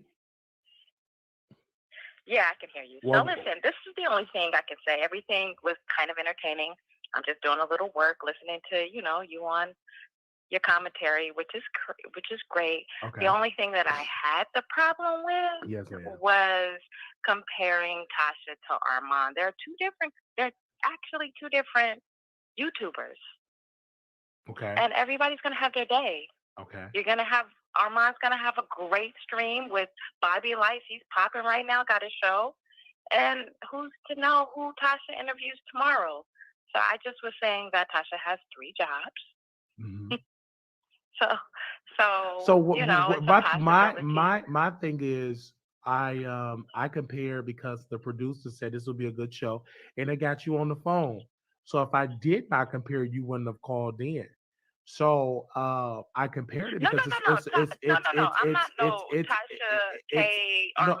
I understand look that. At situation. But I don't look at people like I'm not no fan of nobody. I'm a fan of myself. Oh, I understand. But I just look at the situation and I understand that. But we have these conversations, topics for conversations. Because at the end of the day, Tasha is whom she is. She got a $4 million judgment. Okay, that's a fact. And Armon, who he is. I do this so we can have conversation. But again, I would say if you have 1 million subscriptions, your views should be higher than someone that have 100 and some thousand subscriptions. He's on a lot, right? So you know how algorithms go. So we're not gonna act like we don't know how YouTube goes. So yeah, she does 3 shows and she's hardly on, right? And listen, we just not gonna play around with how YouTube rock. Okay. So Tasha's getting checks in different places. I'm not looking at her $4 million or her other checks. I just look at the streams of income that a person has. So because I know she's doing Bigo and I know how that check looks, trust me, boo, it's nice. Because I used to work over there at Bigo and I used to get people shows over there. So I know how that check looks. And then she has her own her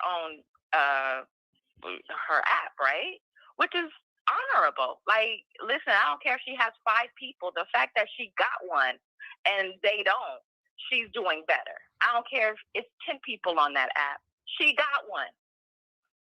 And we should applaud that as a YouTuber to get off of certain situations and get your own. We always talking about get your own, but you're gonna laugh when somebody gets their own. I understand it, but I get that part. But I would say this, having all of that and yet have to pay that to Cardi is definitely. Who said she got to listen? She owed $4 million. She got to pay it. She have to pay it. Listen. Don't act like you don't know how judgments go. Okay, how do it go? She's appealing it, right? Okay.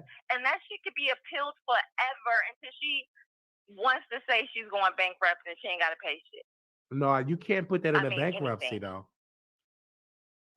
So, what I'm saying is the law and judgments it's a very long waiting process that she can put this into the laws for a long time, Okay. right? When if she lose this appeal, she have to pay that $4 million. Okay, so not my money, nor do I care. So right? wherever And she's so why is doing, you everybody literally always have to bringing give up it the to $4 Cart million? because Like, it's because not our money. because listen, the reason why people bring it up because not only did she downgrade it from her house to a place in Florida, not only did she tell the judge that when Cardi looked into her finances, I only have $1,200 in my Chase account, meaning that she took the money out of Chase allegedly. So this is the thing that she have to be dealt with. I think Tasha would have been at a great point of her life with the show if she didn't have that $4 million judgment, because now you got to get on bingo. She got to go on all these different entities. Wait, why are you saying you got to get on Bigo? Like, you don't understand that Bigo is paying her. I get what you're Bigo saying, but came you to you right now, you have you to. will be on Bigo too. I But get they're it. not coming to you. I get it. So You you're mad at no, her I'm not. for I'm getting a ma'am, check ma'am, that you're ma'am, not getting. ma'am. I'm That's not crazy ma'am, to me. ma'am. I'm not mad at her at all. Let's just say she getting a check, but you got to pay that all to Cardi. Is what I'm saying. Okay, so listen, I don't know. I'm not even. I don't really care about the Cardi B and Tasha and what she got to pay. That ain't even my fight. That ain't. I don't have a dog in that race. I don't really. You guys keep bringing it up. That lives in y'all head. Because if you owe $4 million, people would bring it up. No, okay. If that's how you feel, that's okay. Like I said, I don't even really get into that because I don't care. Like, I don't really check the pockets of what Cardi B is gonna get and what Tasha K has to pay. Because if she get a check for $100,000 for bingo, that have to go to Cardi. Unfortunately, on is comparison I get to that. YouTubers. And I feel like I don't watch Armon because, like I said, So I you watched don't- him one time. You don't and watch he him? wasn't that interesting. I believe He wasn't that's. that interesting to I me. believe that's a lie, ma'am. No. I promise you. Listen, I don't even watch Tasha every day or every So week. you don't watch Armon? I have businesses. You better check my Carfax. But you have businesses, but you have never sent me a donation. Did you ever send me a nice donation if you have businesses? Now, listening to you because I was in the middle. I was multitasking, and you were on. Okay. So I said, let me hear what he has to say. Are you a fan of? Are you a fan? Are you a fan of mine?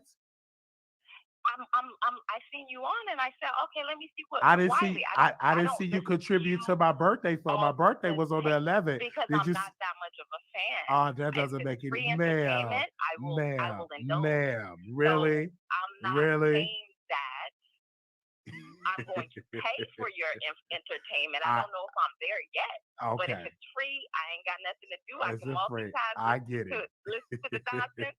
It's all gravy. But I'm not paying for it yet because you're not giving me that much entertainment. But it's all good. Well, thank you. Thank you. You're welcome. And I hope you have a great show. I just wanted to call in. There's two different YouTubers, and they're both great. Thank you so very much. Bye-bye. Anybody else called in? Call back in. Okay. Call back in. Spring, you're gonna have to call the number, Spring Peace, because your device is not connected. You must be connected on an old device. Spring Peace, you're gonna have to call the number because you're calling on an old device.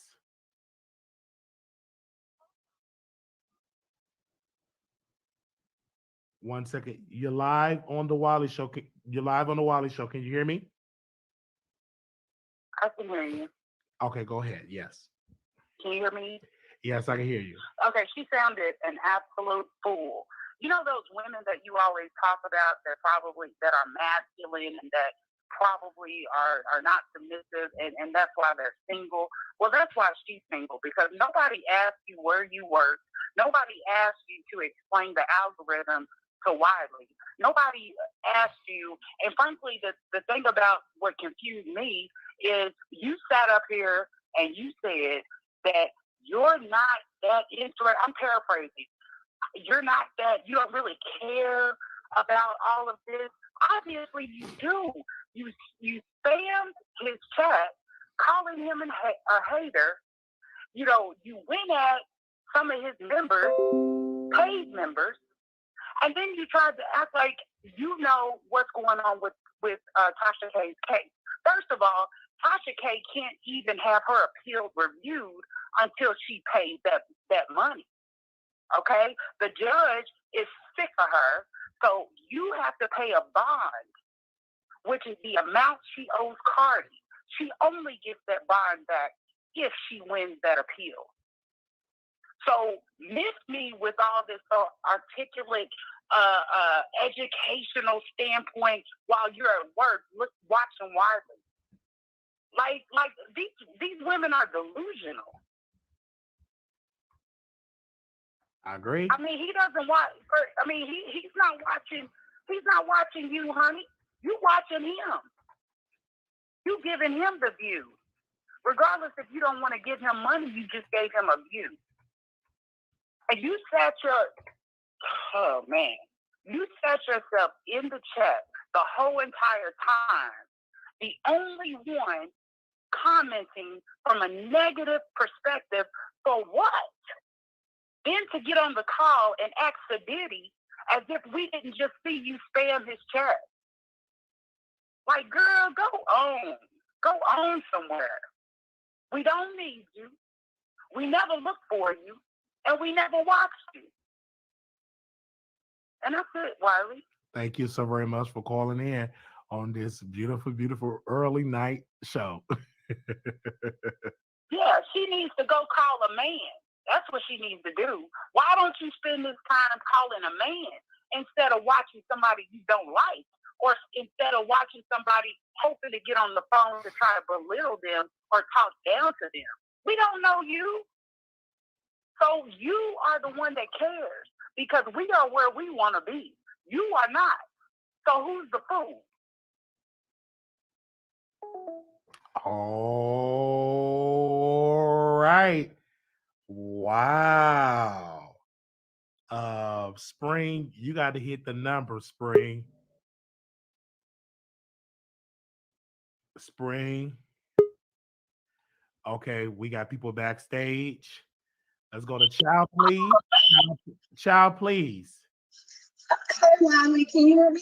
I can hear you, yes. Okay. I'm actually laying down, so I may sound funny.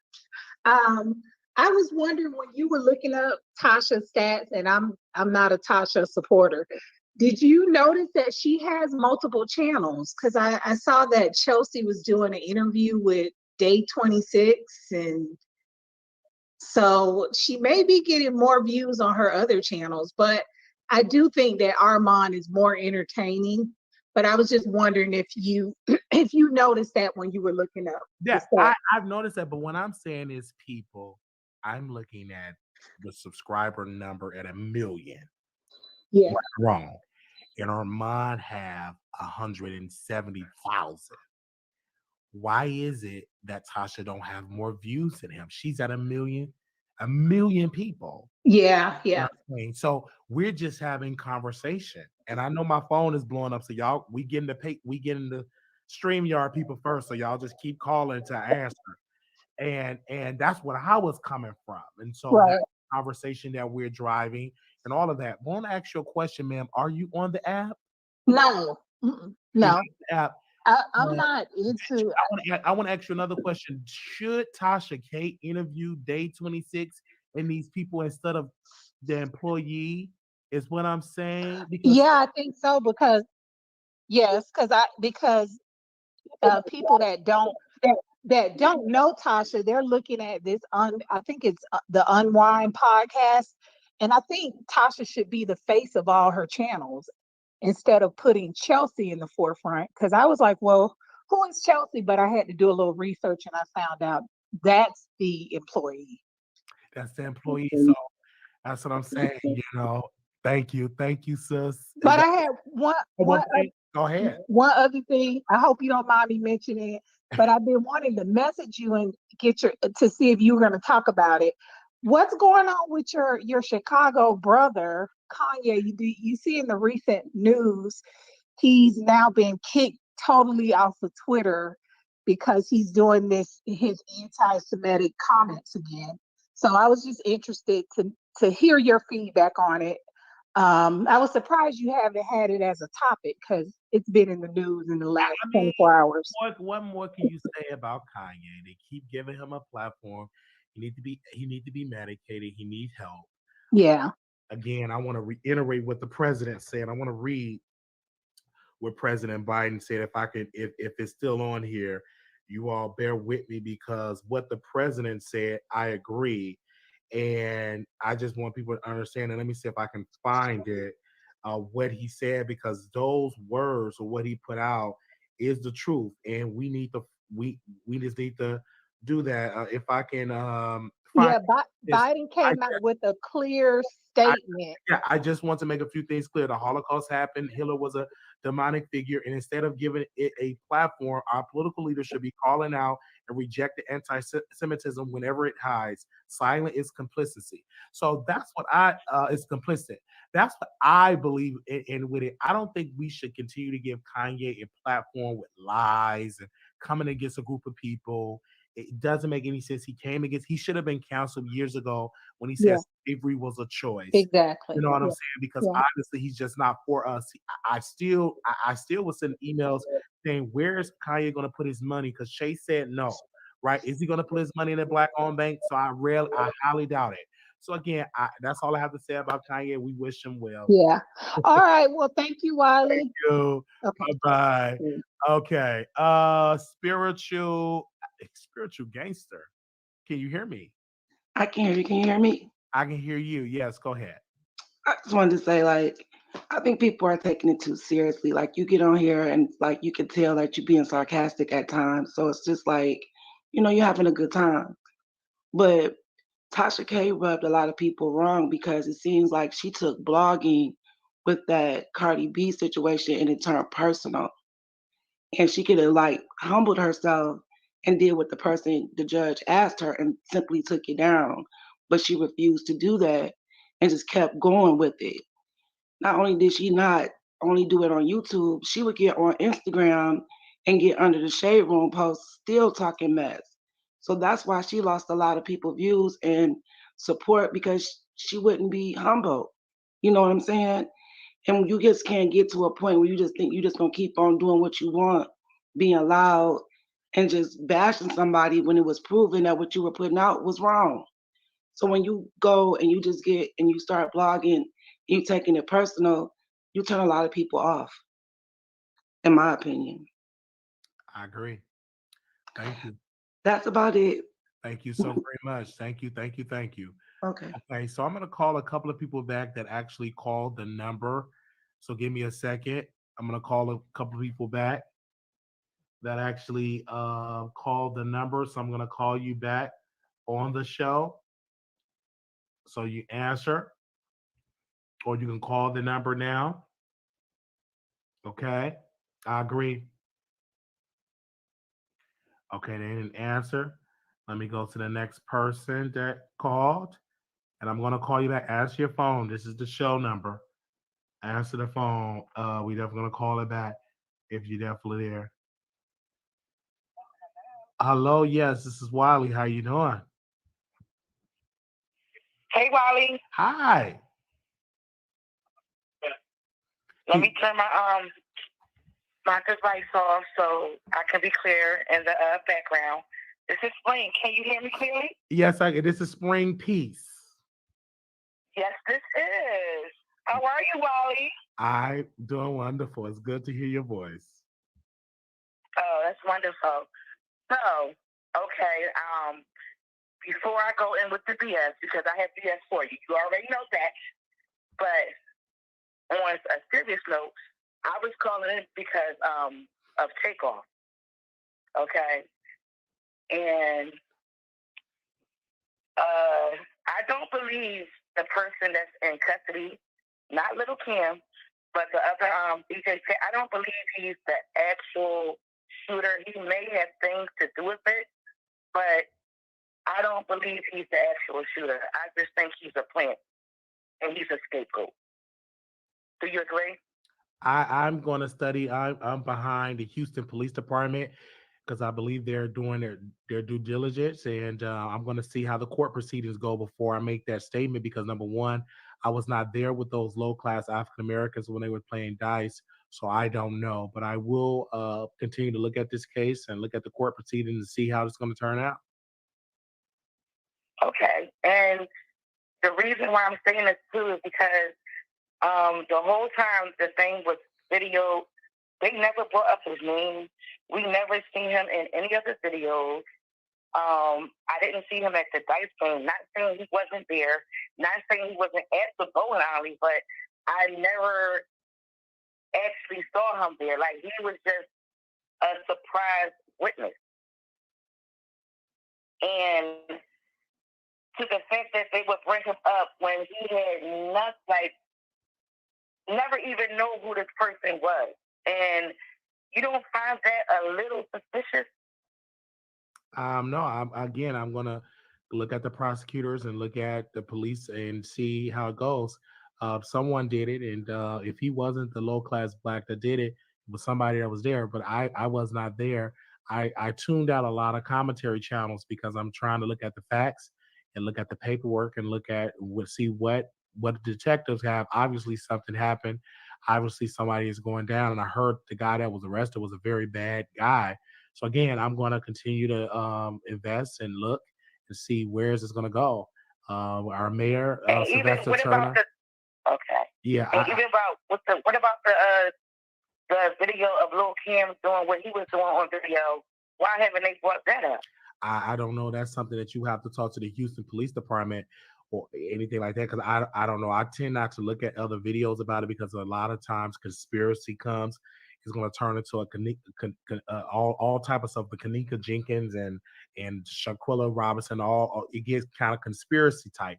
So again, I'm going to be with the Houston Police Department, and if you feel that the wrong suspect have been caught, you can always call the Houston Police Department. Well, okay. If you want to go there with that, I'm just saying because I'm not the Houston Police Department. Go ahead. I just feel as though that even if he was there, and I'm not saying he wasn't in the video again or he was in the video. I'm just saying they didn't specifically put the camera on him when the video was coming out, and I didn't see him or them putting him in the mainstream like they did Lil Kim. Okay. You understand? Now, Lil Kim was all over the videos. They say he took the chain. They say he did took the chain. They say that he shot or whatever. But it just seemed like they just using this person, or could be allegedly, and a scapegoat. That's all I'm saying. Again, I put trust in our Blue, the Houston Police Department. You trust in your Blue? I do. I put trust in, and into the Houston Police Department. Again, you put trust in the Houston Police Department, and then supposedly the mayor of the Houston supposed to have allegedly hired the attorneys for Lil Kim. I don't know. Did you hear about that? No, that's just a rumor. That's not a fact. Is that a fact? Where's the document support that? I'm not saying it was a fact. I'm just that's saying. Just a rumor, man. That's just a rumor. Wiley. Yeah, I did not say that's just anything a rumor. out my mouth is no, a fact. I highly doubt mayor is going to pay for somebody's lawyer. It will be proof of that. Do you have any documents, any invoice? Again, I did not say this was the fact. I'm only going by what everybody's the research, the hearsay, and what everybody else is saying. A lot of you watch a lot of conspiracy channels. Would that be correct? No, I do not watch a lot of conspiracy channels. Well, where do you get your information that the mayor hired Kim's lawyer? Where do you get that information? Oh, well, okay. I did got that off a channel. I'm not gonna lie. You got that off a channel. That off a. Wait a minute. I did got that off a channel. That's what I'm saying. You got to be careful watching all those conspiracy channels because what they do. No. But okay, so you don't think my sides don't have nothing to do with the mayor? No, I think a lot of channels that you watch, they do that for clicks and views. I don't believe that. I'm trusting the authorities, and I don't believe that Mayor You trust Sylvester would do. so you really so would you I do. know you in Texas, right? I And I'm you like to try to rep your city. I'm in Dallas, Texas, and I'm definitely putting the trust with our protect with the blue. I'm definitely are putting the trust in the Houston Police Department. This is a high profile case, so I don't believe that any corruption will happen in this case. So again, So you don't believe in any conspiracy in this case at all. not So at you this just time, man. depending on the Houston police and the mayor. Is Not that what you're saying? not I'm not not the Fed, but not go ahead. not at this time, ma'am. No, I believe in the Houston Police Department, and I back the blue in this instance. Wow. Wow. I feel sorry for us as a people. How do Okay. you feel sorry? Because I want to get more information. You got some information off a YouTube channel. You don't have any documents, and you're just spreading it like it's I didn't news. get all, first of all, no, I did not. I just said that Okay. one statement because I have also did research. I also looked up, the police, the same thing you do on YouTube, that anybody can go find documents that's public or made public. I do the same thing. Can you So can you it's just, can you can you email me the documents so I can read it? Can I put what the news channel? That's what you need to know. Any You go on documents? any news channel. You right there in Texas. No. You say you have documents, right or wrong? Did you say you have documents that No, you look I for said documents? I have looked up. It's like you do on YouTube, right? You Okay. can go on any platform, well, Google platform, and look up, takeoff incident, and different things will come up. Okay. Well, okay. Well, Just well, like man, you well, go man, on, well, man. just like you go on Storm Channel or a Mind Channel I or I a I Regular I Channel, and you I get stuff and you pull it up and you put it on your channel I and make it known to your I followers and your believers. I understand that, but just like you do what you do. I I have the option I and the get you, ability to do the same thing, Wally. and you're right. So again, I'm trusting the Houston Police Department, police force that have years of knowledge and understand and research, and also I'm trusting the mayor's office. Until I see otherwise, then I will bring that up. But again, I am. So you believe in the mayor? What I'm trying to make sure I understand what you're saying. So you believe in the police, Wiley? This is your show, and with respect, you believe in the police. You believe in the mayor, and you believe in everything that they're telling you, and they putting on the channel and on the news broadcast. You believe everything they're saying? I believe what they're saying right now, just unless I asking see if that is yes. otherwise. Okay, you believe in Otherwise, so that's a I yes believe answer? I believe in the investigation with the Houston Police Department because this is a very high profile case. I know this is a very high profile case, and I know you don't want to speak out of turn and everything like that, but you call out so many people, and now that I'm on the phone, it's like now you backpedaling or whatever, or maybe because it's the subject that I'm speaking of. No, Is that what it is? no, we're speaking about a very high profile case, You keep saying the same thing. I understand that it's a high profile case. and you keep asking the same questions, so I'm going to give you the same answer. Well, okay. What's the same? Okay, moving on from that because I see that you're not going to answer the question because all I answered the question multiple times. I answered the question. I answered the question multiple times. You're upset because you don't agree with my answer. No, I was just trying to get a clear answer, Wally. The clear answer is I stand with the Houston Police Department in their investigation. Okay.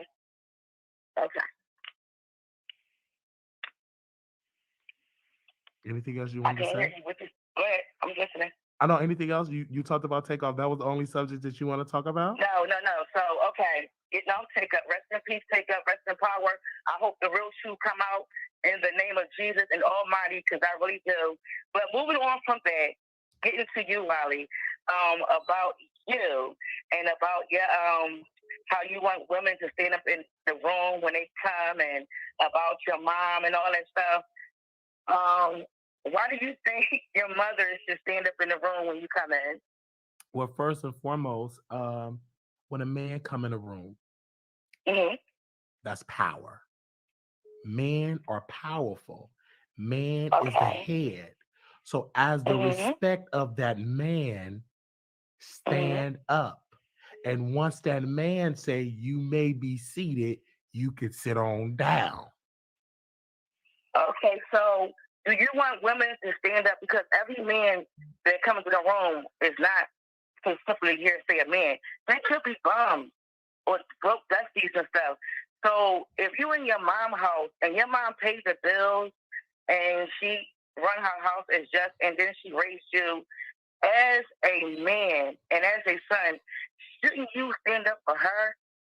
No, ma'am. That only No? classified for a man. So you think women, even no matter what the man's status is, they could be a bum, broke, dusty, or whatever. Do you still think women should stand up for these type of men when they come in the room, regardless? Well, for me, if you broke and dusty and all of that, I get that, but I'm speaking for good man. My statement is if you're a good provider, you're head of the household, you're a good provider and all of that, you stand. This is the first time I ever hear you saying this part. And I never heard you because that's whoever considered you. that's what that's what it is in what I believe, right? And so I'm a good guy. I'm not a bum. I'm not a dusty. So when you see me, I don't know if you ever meet me, if you're sitting down, you have to stand. Right. That is what I believe. And I put that out there to the public, and unfortunately, a lot of women were upset about it. A lot of your followers, because I believe a lot of followers are mature women, not mature older women. I do believe that because I hear a lot of them call in, and and they be agreeing and they be co-signing the BS. Don't get me wrong, Wiley, you is entertainment for me, and I get my Keke. If I want a good laugh, if you on, oh my goodness, I will come to your show and get a Keke or whatever. I mean, I'm not invested emotionally. You know what I'm saying? I do put my opinion in, and you also see me in the comments, and you have invited me to come up. This is why I finally came up to your platform, and you all right on that part. But some of your stuff can be toxic. It can be. And it can come across wrong, red.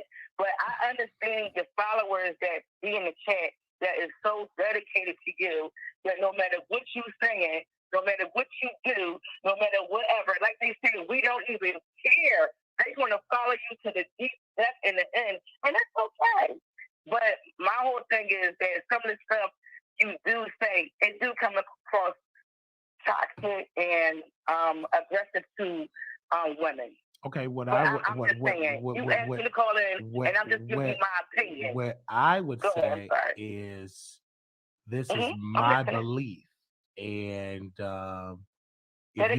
this is what I believe, and this is what my thought process, right?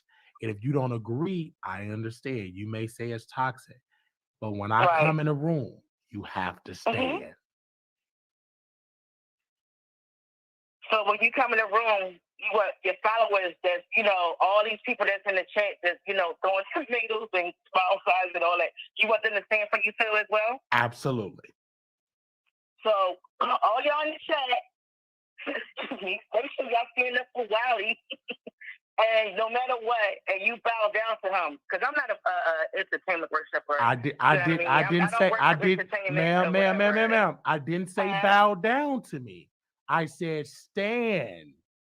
Okay, well, to me, well, stand up to you, because whether you stand it up or bow down, it's still a gesture.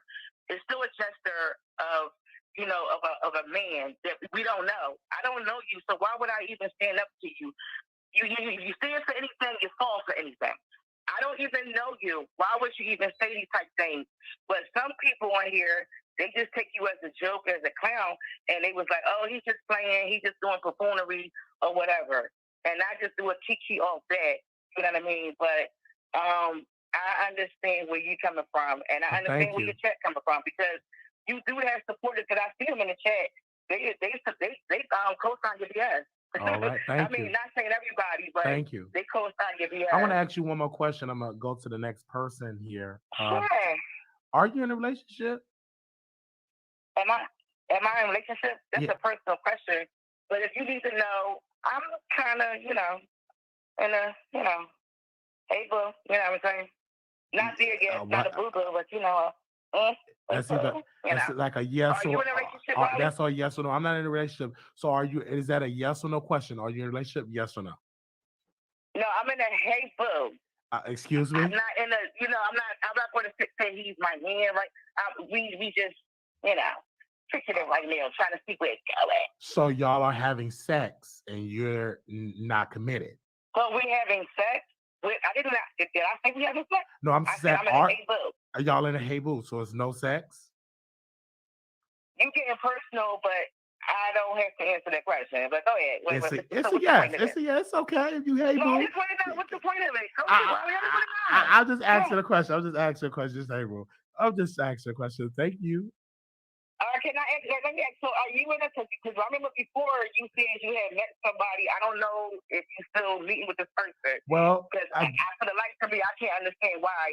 Because you said that she was submissive, and are you still meeting her, or did she? No, for me, I'm not talking with anyone right now. I was, but not anymore, and I'm single. Okay. That's and right. what about the men? You still like? Because I know you like a little. I'm booty, single. I'm not. I'm not dealing So- with men or women. I'm single. Not dealing with nobody right now. Okay. So would you prefer a man or a woman? I prefer love. Okay. So it doesn't matter what sex it comes from, woman or male, because it seemed like you was trying to gear it to female, but you give off that you want a man at the same time, especially how you obsessed with a mind so much and how you so jealous of Storm. So I'm not. Go ahead. I'm not. Hold on one second, ma'am. Yes, I'm not jealous of Storm.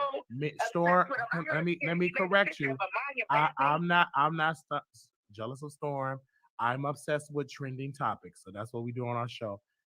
But thank you so very much for calling in, ma'am. You're not obsessed with a mind and Storm. I'm obsessed with trending topics.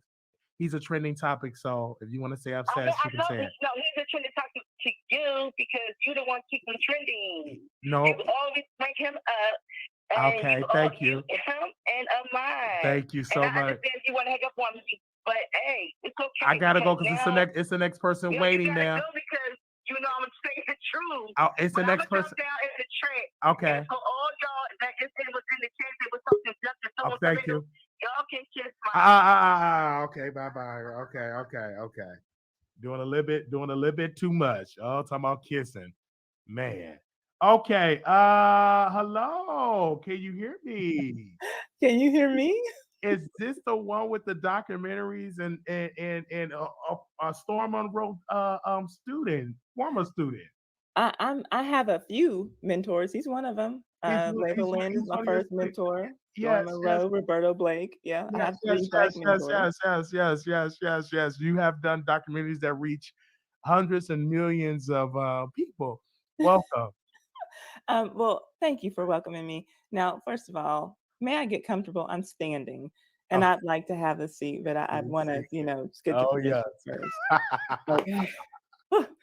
My legs are getting tired, but I just see all these, you have people who love you, obviously, Wiley, but it's a lot of disobedient women. I told you that, we have a problem with that. So I'm waiting to just find out, are you going to have those, femininity classes for us anytime soon, Wiley? Because obviously we need it. That's all I just wanted to know. I think it's very needed because women, unfortunately, because of the lack of good men, women take on male traits, meaning the masculinity, talking back, that energy. And if I think if a lot of women had a lot of good providers, good head of household, they won't have all of that masculine energy, is what I'm saying. So we're definitely gonna have to dive into that. We might dive into that for the members only because they can handle it, then bring it to once I brush it up and then bring it to the public. But these are just my thoughts. And you've been watching me. I've been watching your content for a while. And I love that. And Well, I thank you. learned from you. I found out you through Storm because he shared you. And I said, let me check out. And I loved your voice. I love how you do documentaries. I would love for you to post like a dateline show of missing. And I'm like, really, really good for what you do. Thank you. Thank you. I appreciate that. So I will sign up when you're ready. Okay. to the And you feminine can come class. on. Will there be some masculinity classes? Because you did mention that we kind of have a shortage of men who, will want to stand Absolutely. up for and, be submissive to. So will there be a class for the men as well? Absolutely. Most definitely. I think we must teach the men in that way. Definitely. Most definitely. Yes. Okay. Well, I appreciate your Thank time. you so much. I'm standing up as I exit. Thank you. Thank you. For the Thank you support. for your Love time. you. You're amazing. You're Thank you so much. amazing. Holler. Thank you. Bye-bye. Bye. Oh man, it's so good to hear from her. I love her. I have AV. Can you hear me? Am I live right now, Larry? You said you're very loud. I'm sorry. Can I turn this down? Okay. Can you hear me? Yes, I can hear you. Go ahead, AV. Is it too loud? It's okay. I can hear you. We good. I'm so sorry. Am I bothering the people in the comments, the producers? Hey, y'all. So, Wiley, you already know I've been in your live before you even got famous. You know, I've been there a couple of times. You seen me. I was the one that was giving you the credence about Storm Monroe because I saw that whole year ahead. They were coming after you, and you didn't see it because you were chasing stars, and I get that because you deserve that. But Wiley, when you on live and your main component is talking to black women, you cannot tell them that they have to stand for you when you're not their husband. Okay. When you're not their man, it doesn't matter, sir. These people, these women that love you, especially the black women community, got your back, dude. They're not standing up. They're not doing none of that. You don't even expect them to do that. That's not something you want them to do. And no offense, if your mother don't stand when you walk in the room, show her why she got to stand for you. Show her that. They're going to stand for you, Wiley. You don't have to do nothing. They're going to clap and cheer for you. You have such, excuse me, sorry you all, I'm AV. Wiley, you have such a way of intellect on this YouTube, man. You don't fall into the traps of this madness because you were successful before you got on YouTube. People need to hear your story. Like you've been on social media for a while. You have been. You talk sense and you also kept growing up and doing your best thing. But Wiley, right now, you in the big boy arena. Billionaire wives are not standing for their billionaire husbands. The thing is, the reason why somebody gonna stand for you, Wiley, is because you deserve the ovation. You have to remember that, man. And you saw how Tasha K falling, Storm falling. People coming to Wiley. People are coming to Wiley. Wiley, you may have other points of view and beliefs. That's cool. But Wiley, you are here to entertain and to show your intellect and your God's given. Because you got that. I already told you this 2 years ago. I told you this 2 years ago. Everybody clowned me, was making me feel bad because whatever they wanted to, whatever. I'm not their man. I ain't your man, so whatever. But the thing is to encourage you because you're a black man on this very difficult website. It's very difficult, especially not being light skinned and stuff. They're not looking at you like that. But your intellect is the reason why these black women, doctors, nurses, they own you. They come to talk to you. But I'm about to leave this on. Let me finish my cigarette. And Wiley, only thing I'm going to do is encourage you. I'm going to be one of your producers because I just think you have the best mind. So keep going, keep growing, keep learning. And everybody calling back, You know, listen to Wiley. Wiley do got some good points. By the way, I'm just saying, you know what he want in his women. So that's it. If that's not the type of woman for you, that should not hurt your feelings. But Wiley, you are loved. Keep going. Keep pushing that shit up. I'm not looking at no comments. They can say what they say. But I'm talking to you as a black man because you deserve that recognition. Hear your flowers, all of that. And keep going and get away from every YouTuber that's trying to be famous. Because they just trying to use you to talk about your eye. That's it. Thank you. I love you, man, from the bottom of my heart. This from Gary, Indiana. That's it. I'm out. Can you click off of me? I love you, nigga. Bye. All right, we got bye. All right, that was a guy very loud. He had a very loud mic. But what he was saying, he was showing the love of the Wiley Show. He said, I will stand up when you come in the room. Okay. So we thank him so very much for the support. This was a good show. Over 600 million people tuned in. And we thank you. I want to say thank you to the producers, the moderators. I see the moderators in the house. We're going to do a members only tomorrow.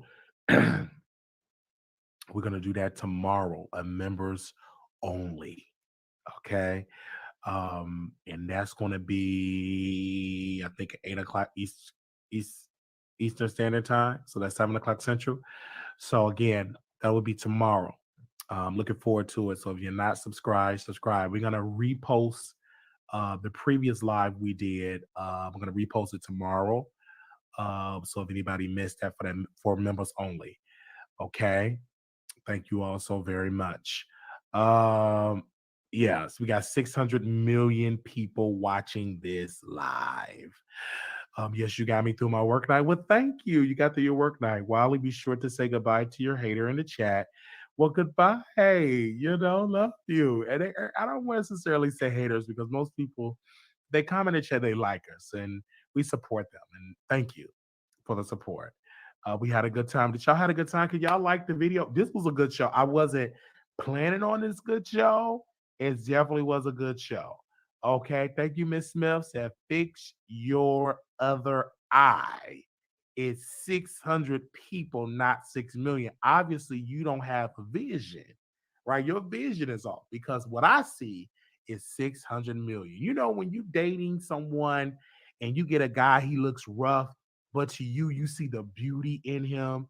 You see that. Everybody else say, don't give him a chance, but you saw something in him. I see the 6 Ashabashene. Ayabaha. I see the 600 million. You see 600, but I see the 600. You could be for all the people that's business owners. You got a business that you're gonna start. And you go to a salon, you go to this abandoned building, and everybody says, oh, this is raggedy, it's rat infested. But you see the vision, you see the beauty, you see this, right? Don't let people like Sister Smith deter you from you actually putting it out there. What God has for you. Speak it. Speak it. And I'm speaking it for me. It's 600 million. Okay. I don't like you, as what Sister Smith said. I'm here because you talking about Tasha. Well, you don't have to like me. You just have to watch me. You don't have to like me. You just have to watch me. So you stayed here. You stayed here for the entire show. And go be back because we're going to talk about her some more. Okay. She's still here. I bet she's still talking. Oh man, because she's trendy. Thank you. This is the only attention she's going to get. Tasha don't even know. They said who said somewhere for 2 hours out of spite. I Miss Smith. I can support Wiley and Tasha. Bye, girl. I want them to get back together again. But that heart Wiley and I Wino and still like Wiley. Hit the link. Thanks, Miss Smith, for the clicks and the views. Miss Smith won't call in because she sound like Tasha. I think we had another call, if I'm not mistaken. I'm gonna call it back. Oh, it took me something to hold that phone to hear, but somebody called. I want to make sure we got everybody. Oh, it was unknown call.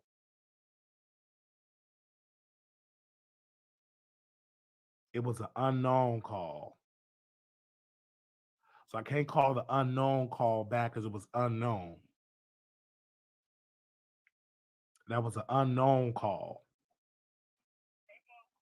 Hey, this is Wiley. How you doing? Keith Wiley. Hi, you had called the Wiley You calling Show. me back? You calling me back, boo? Oh, I'm sorry. You had already called. Honey. My apologies, Miss Yes. P. I'm so sorry, Miss P, to wake No you up. worries. Thank you so much. Bye bye. Okay. Bye bye. Bring peace. Bye. Oh, I'll call her. I'm gonna be here when we get on that phone. Oh, she really hates she watch. Tell the basketball women to set her notification, watch the entire show. Have you hate views and comments. That's Keke after getting your voice note. Oh man. Hello, we are tomorrow. We're gonna get. Oh yes. Yes. Oh my gosh. Thank y'all so very much. Oh man. What is this? Oh, let me block this person on my Instagram. Miss Smith, you can stay. And don't block Miss Smith. Let Miss Smith stay. I'm talking about my Instagram. Somebody was spamming my comments. Thank you so very much. Love it. I love the support. Thank you, Miss Smith, for coming in. I just gave my comments, man. Really under the weather, you guys, and these jobs don't care. Usually, when you coughing under the weather, they tell you to stay home. Not these jobs now. I'm just, and I felt bad. I really, really felt bad. But I was coughing up a storm, and my voice ain't 100%, but I kind of like this new voice. I like it. Um, but yeah, I don't know what happened. Everybody was saying, "Well, how did you get a call again?" I just don't know. This have been one of the winters that I've got under the weather about twice. Nothing serious. Is not the flu or C-19, but it had been that upper respiratory infection, I believe what it was. Um, but I got my asthma pump, got my cough medicine, and and everything like that. But yeah, I got all of that. So what I'm gonna do, I'm gonna get a housekeeper to come and clean my house and disinfect it and everything like that. And I gotta build up my immune system. So I'm gonna go to the health food store and build it up. Please take her time. She needs to hear our testimony. The weather keeps changing in Texas. Now with the shortage of staff at this assisted facility, y'all got to work absolutely. So we definitely gonna have to do that. They said, why didn't Chicago Boo work out? Well, first of all, she already have a child. Second of all, I explain this for members, but I will explain it to you all really quickly. She have a child already. Number two, she have baby daddy drama. And me personally, I'm trying to get to know you. I can give two F's about your baby daddy, about how bad he is. Because obviously he wasn't that bad. You effed him. You understand what I'm saying? So that was like a turn off. Like I'm trying to get to know you. You talk about your baby daddy, this and this and this and this. Got your child. He only sent you $20. Like you should have known that. You should have picked a better one. You know what I'm saying? And that's just unfortunate. You should have picked the better one. You know what I'm saying? So don't complain now. And so I was like, this ain't for me. And God, this ain't for me because God gonna send me. The Bible said, whosoever findeth a wife, findeth a good thing. So it's gonna happen. And I ain't gotta rush it. I said this ain't for me because number one, you giving me a preview. You got drama, you got baby daddy drama. And once we enter into a relationship, it's gonna be more drama. So I just say, you know what, you stay over there with the drama, and all that. She don't know what she want to do. I want to work. I want to get a career. I want to go to school. My baby daddy, he did this, he did that. And I'm like, you got too much drama. I about no, no, no. I said, I gotta pick somebody else. You just scratch you off the list and moving on, right? Moving on. So I don't necessarily believe that she have to stand up for her baby daddy, but if you might as well stand up for him, you on your back. So you might as well stand up. You on your back for him. But anyway, but I don't think she should stand for him because he ain't no good. But she definitely have to stand for me, and she had no problem with that. But the thing is, she just if she when I had okay years ago before she had her child, we were talking. It just didn't work because number one, I was trying to find out what I wanted to do. I wanted to go to the military. I was at Westwood College. Then I went to ITT Tech College. I was trying to find out what I wanted to do. So I wasn't ready. But having that mindset, I did not go out here putting my peen in all this puss. You understand what I'm saying? So I didn't do that.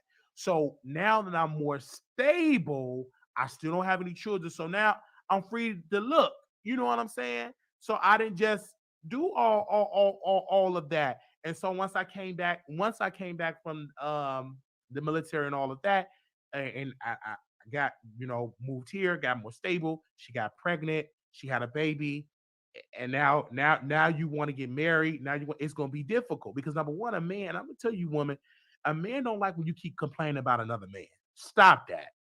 A man do not like it. Every time you complain about your baby daddy, that is a turn off. That's not a turn on. You understand what I'm saying? That's a turn off. Always complaining. Because I'm in my mind, I'm like, but you slept with him. So obviously it wasn't that bad. Understand what I'm saying? So that was just a turn off. Then you don't have a babysitter. You know what I'm saying? What I'm saying? Yes, I was in the military. No, I wasn't. I wasn't in the military for 3 weeks. I was in there for about 3-4 months because they didn't let me go home. They kept me there until everything was clear. But when I'm saying, so that is where I'm coming from. You understand? Because I don't have any children. I can travel. I can do all of that. And then I'm trying to date you, but I'm gonna bring my daughter, and then I don't have any kids, so let me bring my niece. But then if I bring my niece, I can't leave my nephew there because he gonna be crying. I feel like if you take one child out to go have fun, take them all out. Then I just can't leave my nephew. Then I got to bring my other niece. So I got to bring 3 kids with me. And then how can we get to know each other? We got all these kids. So I just said it ain't gonna work for me. And I said, you know what? Got do too much. I have to rent. I said this a little bit too much. And I said, I said, you know what? I'm gonna pray, and God's gonna send me the right one. God's gonna send me the right woman. This is gonna happen because I'm gonna have children. So God's gonna do it. He's gonna give you desires of heart. So I'm gonna find the right one. So she just wasn't. She just wasn't the right one. She still my. She we're still gonna be. I don't know if we're gonna be cool, but it is what it is. What branch? Jazzy Cleaner. I was in the army. I was in the army. And the only reason why I couldn't continue it because of my condition, number one. And number two, I signed up for infantry. So I had to get up out of there because the infantry is the front line. Even though if you're in infantry, you get promoted really fast. You get promoted a lot quickly when you're infantry. But I'm not knocking down no walls over there in Iraq and Afghanistan because them people didn't do nothing to me. Absolutely. You know what I'm saying? So I signed up for the wrong thing. I just wanted to leave because I wanted some money. You know what I'm saying? I needed a check. I couldn't find a job. It was the recession.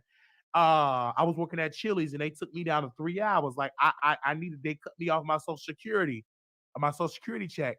So I didn't have any money. So it wasn't that I wanted to fight for my country. I needed a check. I'm being real with you. So I went there for a check. Didn't go there because serving my country. I love America. I want our freedom, freedom, freedom. Well, none of that. I just needed a check. So it didn't work. And then once I find out what I was broke, I just went there for a check. Okay. So when I was there and I find out that I signed up for infantry and it dawned on me, I'm like, And then people were telling me what infantry was. I didn't know. We on the front lines. You mean to tell me I'm the front line? No, I want to be somewhere in the hospital packing up boxes and taking care of behind the scenes cooking some chicken or something, for the people. I don't want to be on no front line. So I knew that wasn't gonna work. Absolutely not. Then I heard you got to go through a gas chamber. Then you got to do push-ups. The push-up, I ain't doing no push-up. Couldn't even do a push-up. And I was slim back then. Couldn't even do a push-up. Couldn't even do a jumping jack. They said do a push-up. And you have to run. I couldn't run. Man, my leg was hurt. I was wobbling. I was all like, Wally stuttered, run. I said, no, I couldn't run straight. I was wobbly run because I'm crippled. So I couldn't run in a straight line. No, I couldn't even cut the grass in a straight line. When you see me cut, you knew I cut the grass because it was all zigzag. So I couldn't do it.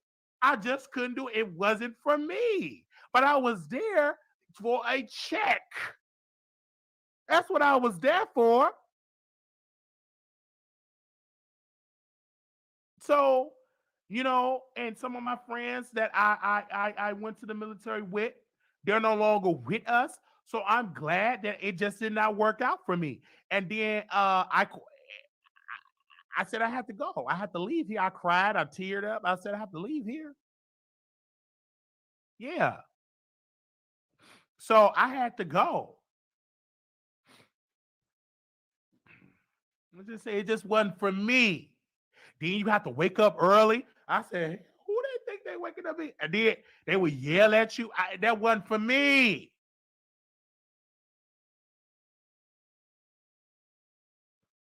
So it just wasn't. It just wasn't for me, you guys. And I went to Chicago Military Academy, Brownsville, and everybody was going to the military. You know what I'm saying? So my discharge status, it's just separate, something like it's not even honorable or dishonorable or anything like that, because I wasn't in the military that long to get a status like that. So it's just you just separate, like you was just there, you just separate. Something like I have to read it, and once I get once I read my DD, whatever they call it, I'll let y'all know. But it wasn't.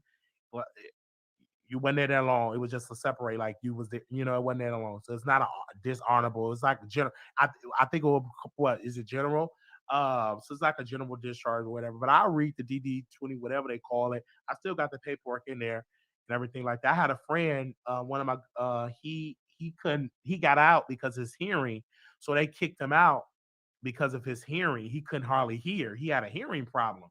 So he tried to get a waiver, and I'm like, man, I ain't going back. He said, you going back? I said, no, I'm not going back. And this is when we was in 2 wars. I'm not going back. No, it ain't for me. DD-214 or something like that.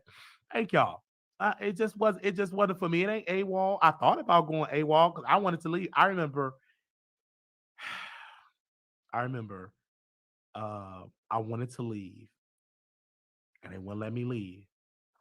So I cried. I cussed out one of the sergeants, got all in his face. So his boss came and said, okay, Wiley, we're going to transfer you to another unit. This unit is the unit where people are going home and everything. He said, I'm going to call the MP. I said, you could call the MP. So I was all outside rolling on the ground crying. I wanted to go home. Okay. He said he was going to bring the MPs. I said, you could bring the MPs and they can blah, blah, blah, blah, blah. I rolled around in the grass, in the ground, getting all dirty, snot everywhere. So his lieutenant, his higher up, she came, she said, pack your bags, you're going to another unit. So the unit that we went on is the unit that people are going home. But you just can't leave the military. They have to process you out.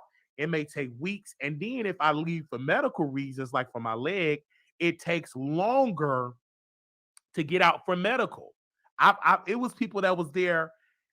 Some happened to them doing basic training. They was there 8, 9 months, 10 months. I said, no, what's the quickest? Just give me a general. I don't want to leave for no medical. Give me a general. I want out of this place. You know what I'm saying? Because you have to get up early. So I quit. We don't like quitters. Quitter. They was calling me a quitter. I don't care what you call me. I'm going home. You calling me a quitter? You can call me a quitter all day, quitter. You call me a quitter. It come out your nostrils. I'm going home. We don't like quitters. I don't care what you I'm going home. Shoot. Man, please. Quitter. Quitter. You can say whatever. I'm not serving on no front lines. Okay? Yelling at me. Then you had to get up early. I was in a unit. You had to get up early in the middle of the night to watch it. They call it fire duty or something like that. Man, please. One guy tried to get me up. Said, I ain't getting up. And then the guy yelled at me. The sergeant yelled at me. I said, I'm not getting up in the middle of the night. And I knew that wasn't gonna work for me. Getting up in the middle of the night. No, absolutely not. And I knew I couldn't do reserves because you still have to go through basic training. I wouldn't have survived the basic training. Physically, I couldn't do it. I couldn't do a push-up. My leg couldn't hold up to do a push-up. So I have a weak leg. So I knew I couldn't do a push-up. I couldn't do a push-up.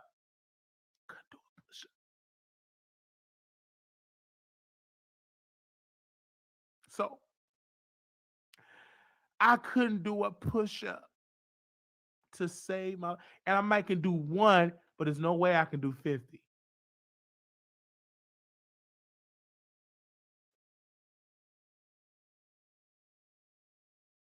With a tear up, I couldn't do a push-up.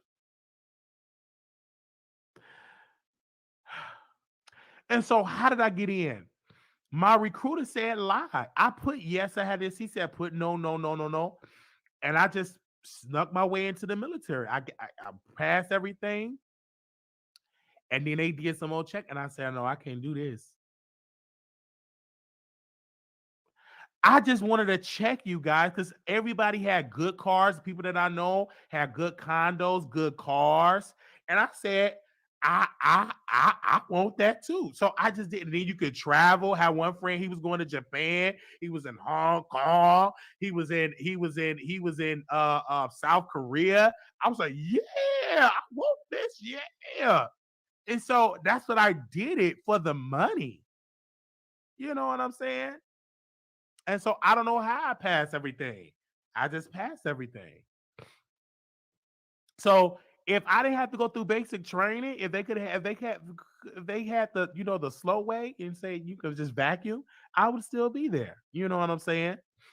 All the girls about to be doing push-ups. There's a lot of bad things about the military. It's not glitter and gold, child. Yeah, so it just didn't work. And I was in Fort Bennett, Georgia. And it just didn't work for me. You didn't know how you get up, I just didn't know, you didn't watch. I watch and I YouTube stuff, but again, once you in it, and I'm like, wow, I didn't do that much research, that much thinking, so it is what it is. So I'm glad I'm glad that it didn't work for me because, like I said, some of my friends, they're not in it, they're not alive. They're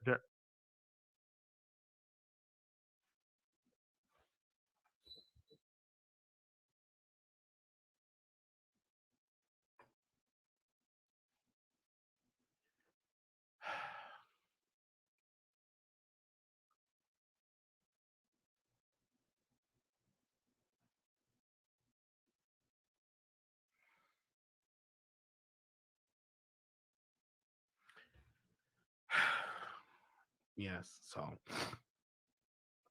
I don't want to tear up. So so I'm glad that it I'm just glad it didn't work, you know what I'm saying? Sad, you know, really, really, really sad. So I'm not gonna cry. But no, it just wasn't for me, you guys. It just wasn't for me. If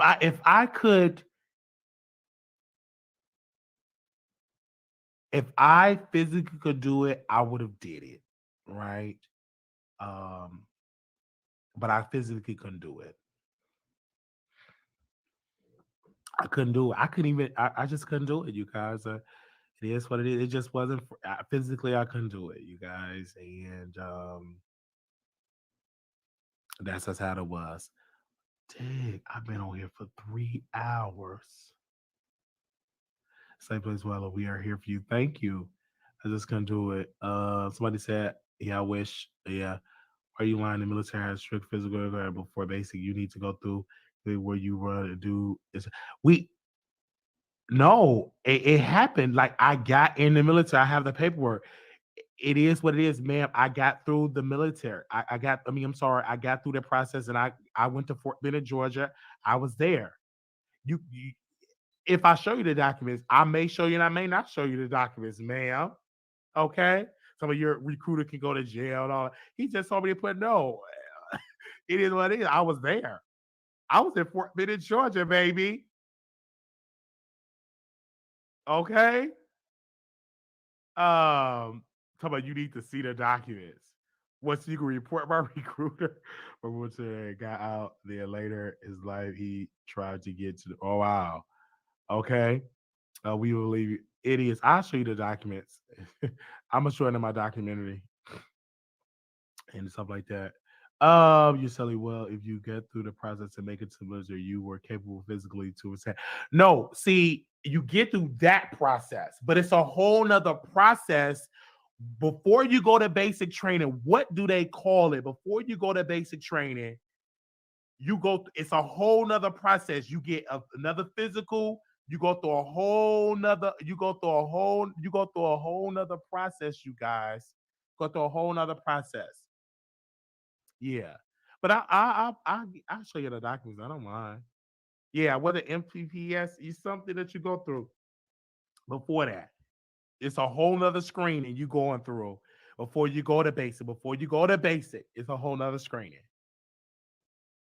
Okay. When he was older to the ring, he could do it a piece of salt under his tongue to run the blood pressure or something to get out of the. It's crazy. He was old. He was too old for the physical stuff. Wow. If you're in the military for 3 months, you have already had a process and a process. No, that's not true. The reason why it was 3 months is because I've already like 3 or 4 days in. They have already transferred me to another unit. So I had to get processed out. And it took about 3 months to get processed out of the military. Believe you, Wiley, because they took my cousin in the Marines and discharged her behind. Why did she have no business being there? Have to run there. So how did you get through when you everywhere? They said, hey, it was a miracle. I got through it. They got through it. I got through it. It is what it is. Got through it. Some about story that added up. It's added up for you. Got through it. So yeah, so that was like my story. I was in the United States Army and I signed up for infantry. And this is the thing, it took me a while because I couldn't pass the ASVAB test. I couldn't pass it. It took me maybe 6 times to pass the ASVAB test. I had to get a tutor to pass the ASVAB test.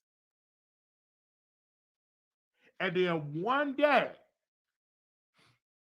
I took the ASVAB and I barely passed it. Maybe 4 points of passing. Because I think you have to have a 30 something. And he said, you passed. I couldn't believe it. So when I don't know how they do now, but in Illinois, they have you go to a hotel. You go to a hotel, and then you go to the recruiting to the place with all the doctors and all of that. You take a computer test of the ASVAB and all of that. If you fail it, you go. Your recruiter come get you and take you home. You pass, you go through the rest of the process. So I would always fail it. So they just stopped taking me to the hotel and stuff. So I was taking the ASVAB on Cottage Grove. It's a place. I don't know if it's still there, but it was a place like on Cottage Grove where you can take the ASVAB test. And I took it, and then eventually I passed it. Really, I got a 90 on my ASVAB. The recruiter was like, Wow, scores like this, you can get any job you want. I want to be a dentist at the time. I had the military pay for dental school. Yeah, so I'm just telling you. So I'm just telling you my story. Yes, yeah. Wiley started crying again, so you can get out of this mess. You hit too deep. Ended up becoming a CPA like my pops. Even though I always said I wanted to go to, I wasn't going to do accounting. That's great. Even if he's not, he's entertaining. Don't expect folks to tell you the truth out here. They share if they want to. Yes. Uh, you failed the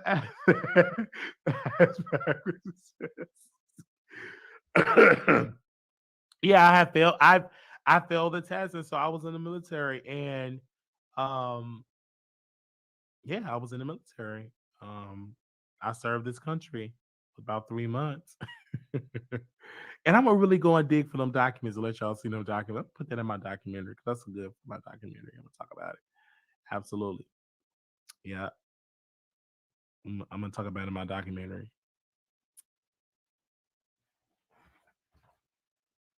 And I actually have a journal when I was journaling.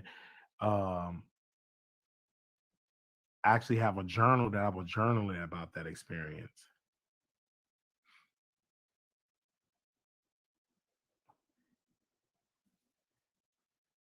Thank you for your service. The comments soaring tame facts, all eyes. Yes. How long were you on base? It was short. It was like it had to have been like 3 months max. And and hell, I remember I tried to leave so much. I um I remember I pretended to faint and they rushed me to the emergency room. They got the ambulance, they rushed me to the emergency room. I just fell down. So they so they got the ambulance and everything. I tried to do everything humanly possible. And I thought they was gonna put me to a hospital like off base so I could escape. The hospital was on, it was all on base. I'm like, man, I tried my best to get up out of there. Oh, no, and I used to get back. I used to go to sick hall so much for anything. I gotta go to sick hall. I got a call. I'm limping. I'm hurting. Just because I didn't want to do no work, no nothing. But it was a whole comedy show on base. I know you it was all laughing. So the sergeant was like, so what medication are you on? So I told him the medication. So he was like, so who found Wiley? And the guy was this white guy. He reminds me of Forrest Gump. He said, I found him. And he was like, what medicine are you on? I said, I'm on this such and such medicine. That mean that ain't nothing. That they get that medicine to people that be faking. That ain't no real medication, blah, blah, blah. I'm like, what do you mean? Like, it was so funny, man. Man, I tried my best to get up out of there, man. Oh man. Man, they wanted us picking up stuff out of the parking lot. Like they just had us doing weird stuff. I'm like, man, I gotta get up out of here. And then I heard that you the Red Cross can like your family will have to contact Red Cross to get out to like saying that your member got like cancer or somebody died. So I tried to find a family member that I can give to the Red Cross saying they own cancer and they died or something like that. I tried my best. I spend this time in the military nurse's office. This is all when you go home. And when you enlist in the army, you quit, and we like everybody knows already nothing seems to be wrong with his vitals. So it was something else I wanted to say. Yeah. But one thing I can say about when I was there, the food was good. Like they had burgers, they had French fries. I guess they was trying to fend you up before basic. And they said, y'all not gonna be eating this in basic training, but the food was good. But you couldn't eat for a long, like you just can't sit down and chill and eat. You gotta be quiet. You can't talk. You had to eat fast. Like you could, it was a certain amount of time you could eat. And I didn't like that because I like to sit back, eat my burger, talk with the people. So I would always get in trouble because I would always talk to people, laugh. Well, stop laughing, stop talking, eat. And I like to talk to people. I don't like that. So I knew that wasn't gonna work. I'm gonna put those 2 nights in a row and tried to get out. Third night they went. Number 2 and finally got released. I went to an officer school and they had MRE since they had burger. Wow. You didn't like anything, glad you love. It just wasn't for me, people. And it's no offense to people that actually served in the military. It's no offense. It just wasn't for me. No homo, pig feet chiller. You should have 5 orders conviction to. Wow, it was something, man. Yeah, it was early. Like breakfast was early. Breakfast was early. I remember that. And then you had people that it just wasn't for me, you guys. It just wasn't for me. I mean, real. Just it literally the military wasn't for me.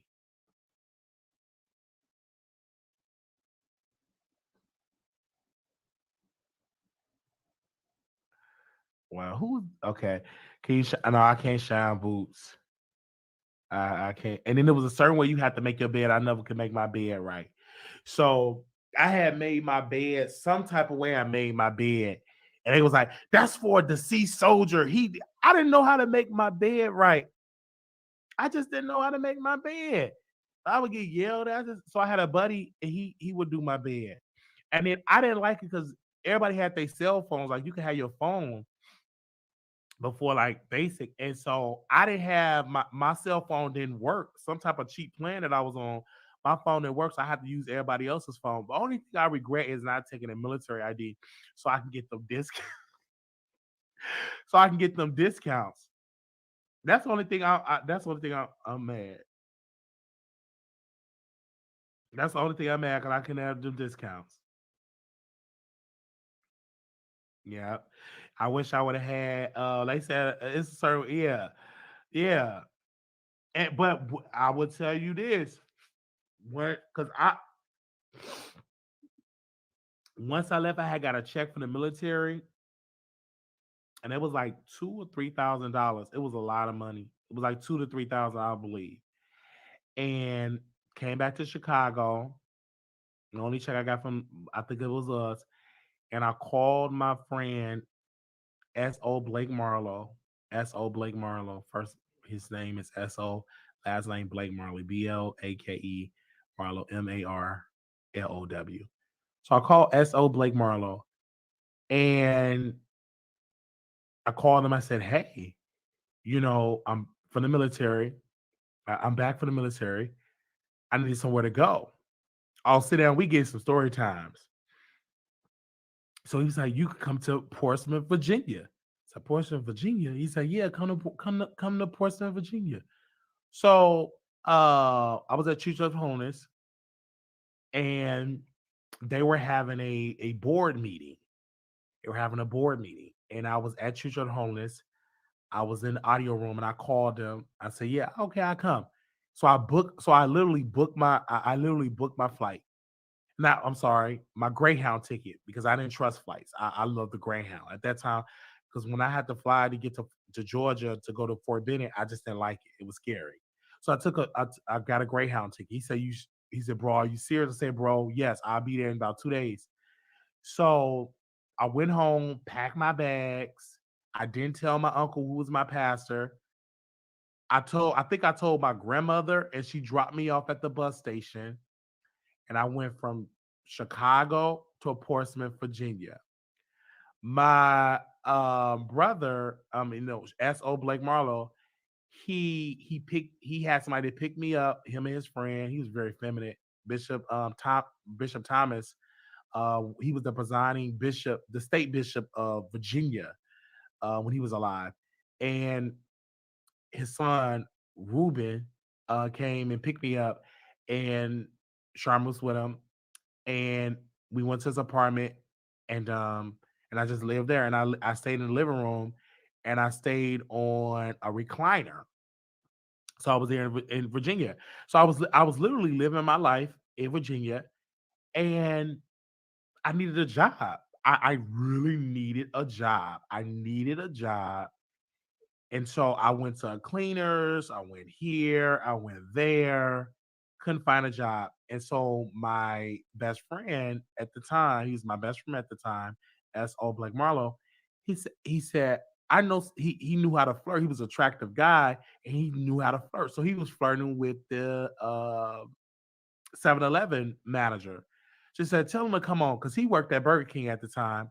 They couldn't get a job at Burger King. It was a process. So 7-Eleven was hiring. She said, we hiring.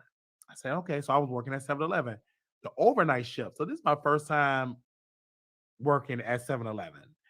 And so I'm working, everything going good. I'm at a member at the New Community Church of God in Christ. I'm a member there. I joined that church because that's the church that Sherman was a part of. And then I'm working, minding my own business, doing my job. And then one day, the door saying ding dong, the little sound they make when people come in. It was a guy with a gun in my face. He said, give me the money. And I couldn't hardly hit him because he had on a mask. Give me a black. And I gave him a whole rack of Black and Miles. I was shocked. I was scared. I called the cops, locked the door. I called Bishop Melvin Conroy. I called him. I said I was robbed. I got robbed. They robbed the store. He was preaching or teaching or something like that. I said, man, I got robbed. I called them literally when I was at work. I was scared. I got robbed. And I said, to the officer, I said, I'm from Chicago, one of the dangerous cities in the world. And never got a gun stuck in my face. And I come to some hick town in Virginia, some hick town, and get robbed. Like, wow. And I was so scared. And so I couldn't go back to work. I was scared. Every time somebody would come in the store, I would jump. I would get scared. Like, I was scared. I was fearful. I'm like, oh my gosh, I'm so scared. So one day I just packed, I grabbed up a whole bunch of stuff in my garbage bag, and I just stole a lot of stuff from 7-Eleven. I stole tissue, detergent. I just was stealing stuff, snacks. I think I stole a lot of stuff from 7-Eleven. So I just put it all in the bag and left and quit. I quit. Yeah, absolutely. So that's how that went. That was my story. And so no, I didn't lock the criminal inside me. Once he left, I locked the door. And we only stopped selling until like 6 hours, and then we reopened like nothing happened. I'm like, oh my gosh. So once that happened, no, this is before I got robbed twice in Chicago. This is all before that. So once all that happened, I left the job. I left. And I said, man, I'm gonna go back to Chicago. This just ain't for me. But before I left, I was attracted to Charmin's manager. S.O. His name is Charmin, but he go by S.O. on Facebook. But I was attracted to Charmin's manager at Burger King. So